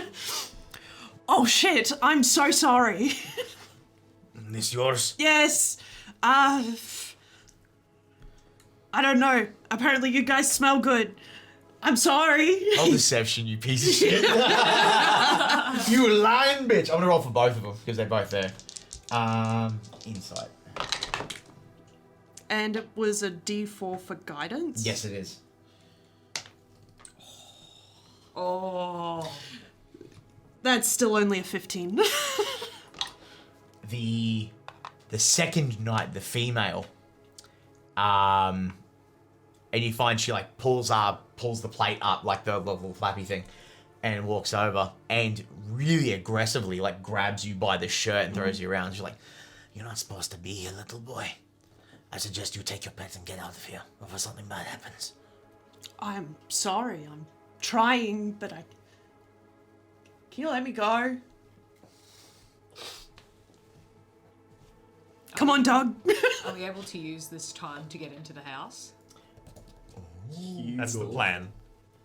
Or depending on Oh yeah, go for what it. you reckon. No, But go. I think Hugle's going to use disguise self and make himself look like a dwarvish knight. So same armor, but maybe like radar, like we've met in the past. Right. Okay. And he's going to walk up and very boisterously grab does either one of the two knights look like they're more in charge? The one manhandling Voyage definitely looks like the one that's got the biggest set of cojones on him. Oh, over and grabs him on the shoulder and grabs his hand, like shakes his hand, and casts Fast Friends. Oof, what's the save? Wisdom, I believe. Charisma, maybe, actually. Not sure. I believe it's a 14. Where did I? He's going to want to hope it's not charisma because his charisma is not good. We'll find out. Most of my stuff is Is it like 30? Wisdom 14. Wisdom 14, okay. I'll roll from the table. What? No! As you walk over and forcefully grab this knight's hand, she looks, and she's very tanned in the face, very bright, like almost golden eyes, and a little bit of black hair that comes over her eyebrow. But this is a stern face of a woman that has seen some shit. And she looks down, she goes, "Release your hand, or I'll cut it from you." Oh, you're a friendly one. Oh, oof, like just looks up like Now, scared. can you check the wording of Fast Friends? I believe that if they succeed, they know you've attempted to cast a spell on They them. know after it's happened to them. Let me see. When the spell ends, the creature knows you. They were charmed by you. But not. So aren't they aware? There's of a it? tricky one with the verbiage on that, isn't it? Yeah, because if they succeeded, it would be easy to know. That would be your answer. Yeah. But ooh, Doesn't say anything about them knowing if. I'm going to say, in this instant, she's become very stern and on edge. The posture changes and becomes very straight. The lax sense is not there. And the other male knight also begins to posturate. You can't see his face underneath the helm. But they begin... I was just chasing this creature. I was actually sent to relieve you. As soon as I saw Dog getting done, I was like, you're ready to go. You can. no I'll allow... charisma crew We're going to come strikes back to this. again. Sebastian I'm and Drew trying are to both play making it into the house. distract right If now. this is if it looks like it's about to be a thing go down and he's going to get hurt, Hugo's about to get hurt, I think Sebastian would try and help there first. So I think if I could make I'm it into the trying house. to play distract, really, but We're going to quickly cut to you two. In this instance, I would like you both to make stealth checks again. You get it with advantage because you're invisible. Shall I do it anyways if I'm just trying to get Yes. near Yes, please. 14. That is also a 14. there? 26. Okay. It sort of beats it. In the quick kerfuffle, you see your window of opportunity. You push and you go and across the street. You guys, thankfully, are not seen. And you make it to the house. It's quite easy to get into the house during this instance because the door is off. The door is no longer there, which explains why there's two people standing out front of it. You guys are quickly able to get in. but we will quickly cut back to what's happening here to determine what's about to happen. I would like for you, please, to make a deception check, and it will be with disadvantage, unfortunately. I believe in you. And you can probably guide yourself now, but like, you know. Oh boy. 6 minus 1. Roll insight. You might just luck out. Natural one. Natural one. Come on. One was a natural 1. The other was a natural 20. Oh! For a total of 24. With my high passive insight, can I kind of tell that they're not buying? Oh no, it's not the passive insight that gets it, it's the fact that they both draw huge fucking swords out and Instantly invisible. It first entangle around the ground like to behind them so they can't move, and I cast invisibility and fucking bolt. I'll get the map out. Oh. Alrighty. Map. Alrighty, here we go. Oh my god. Oh my goodness. Oh my god. Oh, do we want to move that stuff out of the We can center? do that. Please, we can do that. Do you want me to grab it? Pull this back. Oh, you've got it. You want me to hold it? Right, let's get Oh, it. I'll No, we don't want to unplug it. Never mind. There we go. That's good, So I'm thank going to you. pop this map down. So this is how we're going to lay it, and this is what's going to happen, gang. We're going to do it like this. Dad's leaning over further than he's ever leaned before. Ooh. Alrighty. Yeah, get some shots of that while we have it in here. So I'm going to pull out everyone's miniatures to signify where... cameras does this man have? I got 40,000! 7 more shots in this 6-shot revolver. Yeah, definitely. Alrighty, so we're going to place our investigators here on the house where they have sculpted off, just so we have an idea of where they are. And for everyone, here is our little Sebastian. There's our little guy. Hey. There he is. Do we have a- yes, we have feel a- free I'm to so pass sorry, around. thank No, go for it. No, that's okay. And we had Zeph was also over there. What a cool little dude. What a cool guy. We're going to pop Zeph over there as well. Hugle, oh my, he's in his little box. Can you please do me the favour and just pull Hugle out of his box, please? Voyage is also I going didn't to know be... any better. I would say he was He's got an attractive. extra magnet Oh on his yeah, bum. just pull that off and throw Oh, it yep. back into the box. It was, Hugle's going to be there. We are going to pop Okay. Dog. There's our little boy. He's going to go right there. If you just want to pop Sebastian behind Zero and Zeph so they're all together. Where? Oh, they're all just- in that oh, corner, yeah. actually. I can... Eventually, Got I will move my chair when we get to this. So they're over there. There's our party of 5. We're going to have our 2 knights right there. I haven't used these guys in a while, so this will be good. And Oh my god. as you I guys... remember them. Yeah, from way back in the day. Yeah. Yes, indeed. As everyone feels the tension in the air rise as battle is about to ensue, and that's where we're going to end our session. Yes, we've hit a bit of a time, and it's getting a bit late, but we will return next session. Why'd you set it up? Because you guys have to know what the game plan is. I'm going to allow anyone to take photos and get an idea of your game plan so you can figure out what you're going to do. We will return in the next episode to see what's going to happen in this instance. But invisible here. thank you so much, everyone, for watching. We will be back. Absolutely, I'll send it there. You good? You're Sorry, okay? I'm so No, sorry. you're okay. I apologise. I didn't know if you were doing game stuff or something else. I'm trying to send him the photo. I'm so sorry. That's okay. But yes, we'll be back next episode. Thanks everyone for tuning in. Thank you very much for Josh for coming in and playing. It's great. We'll have you around for a little bit longer, and we're gonna see how this lands in the next episode of Tomes and Tales. See you next time. Ooh.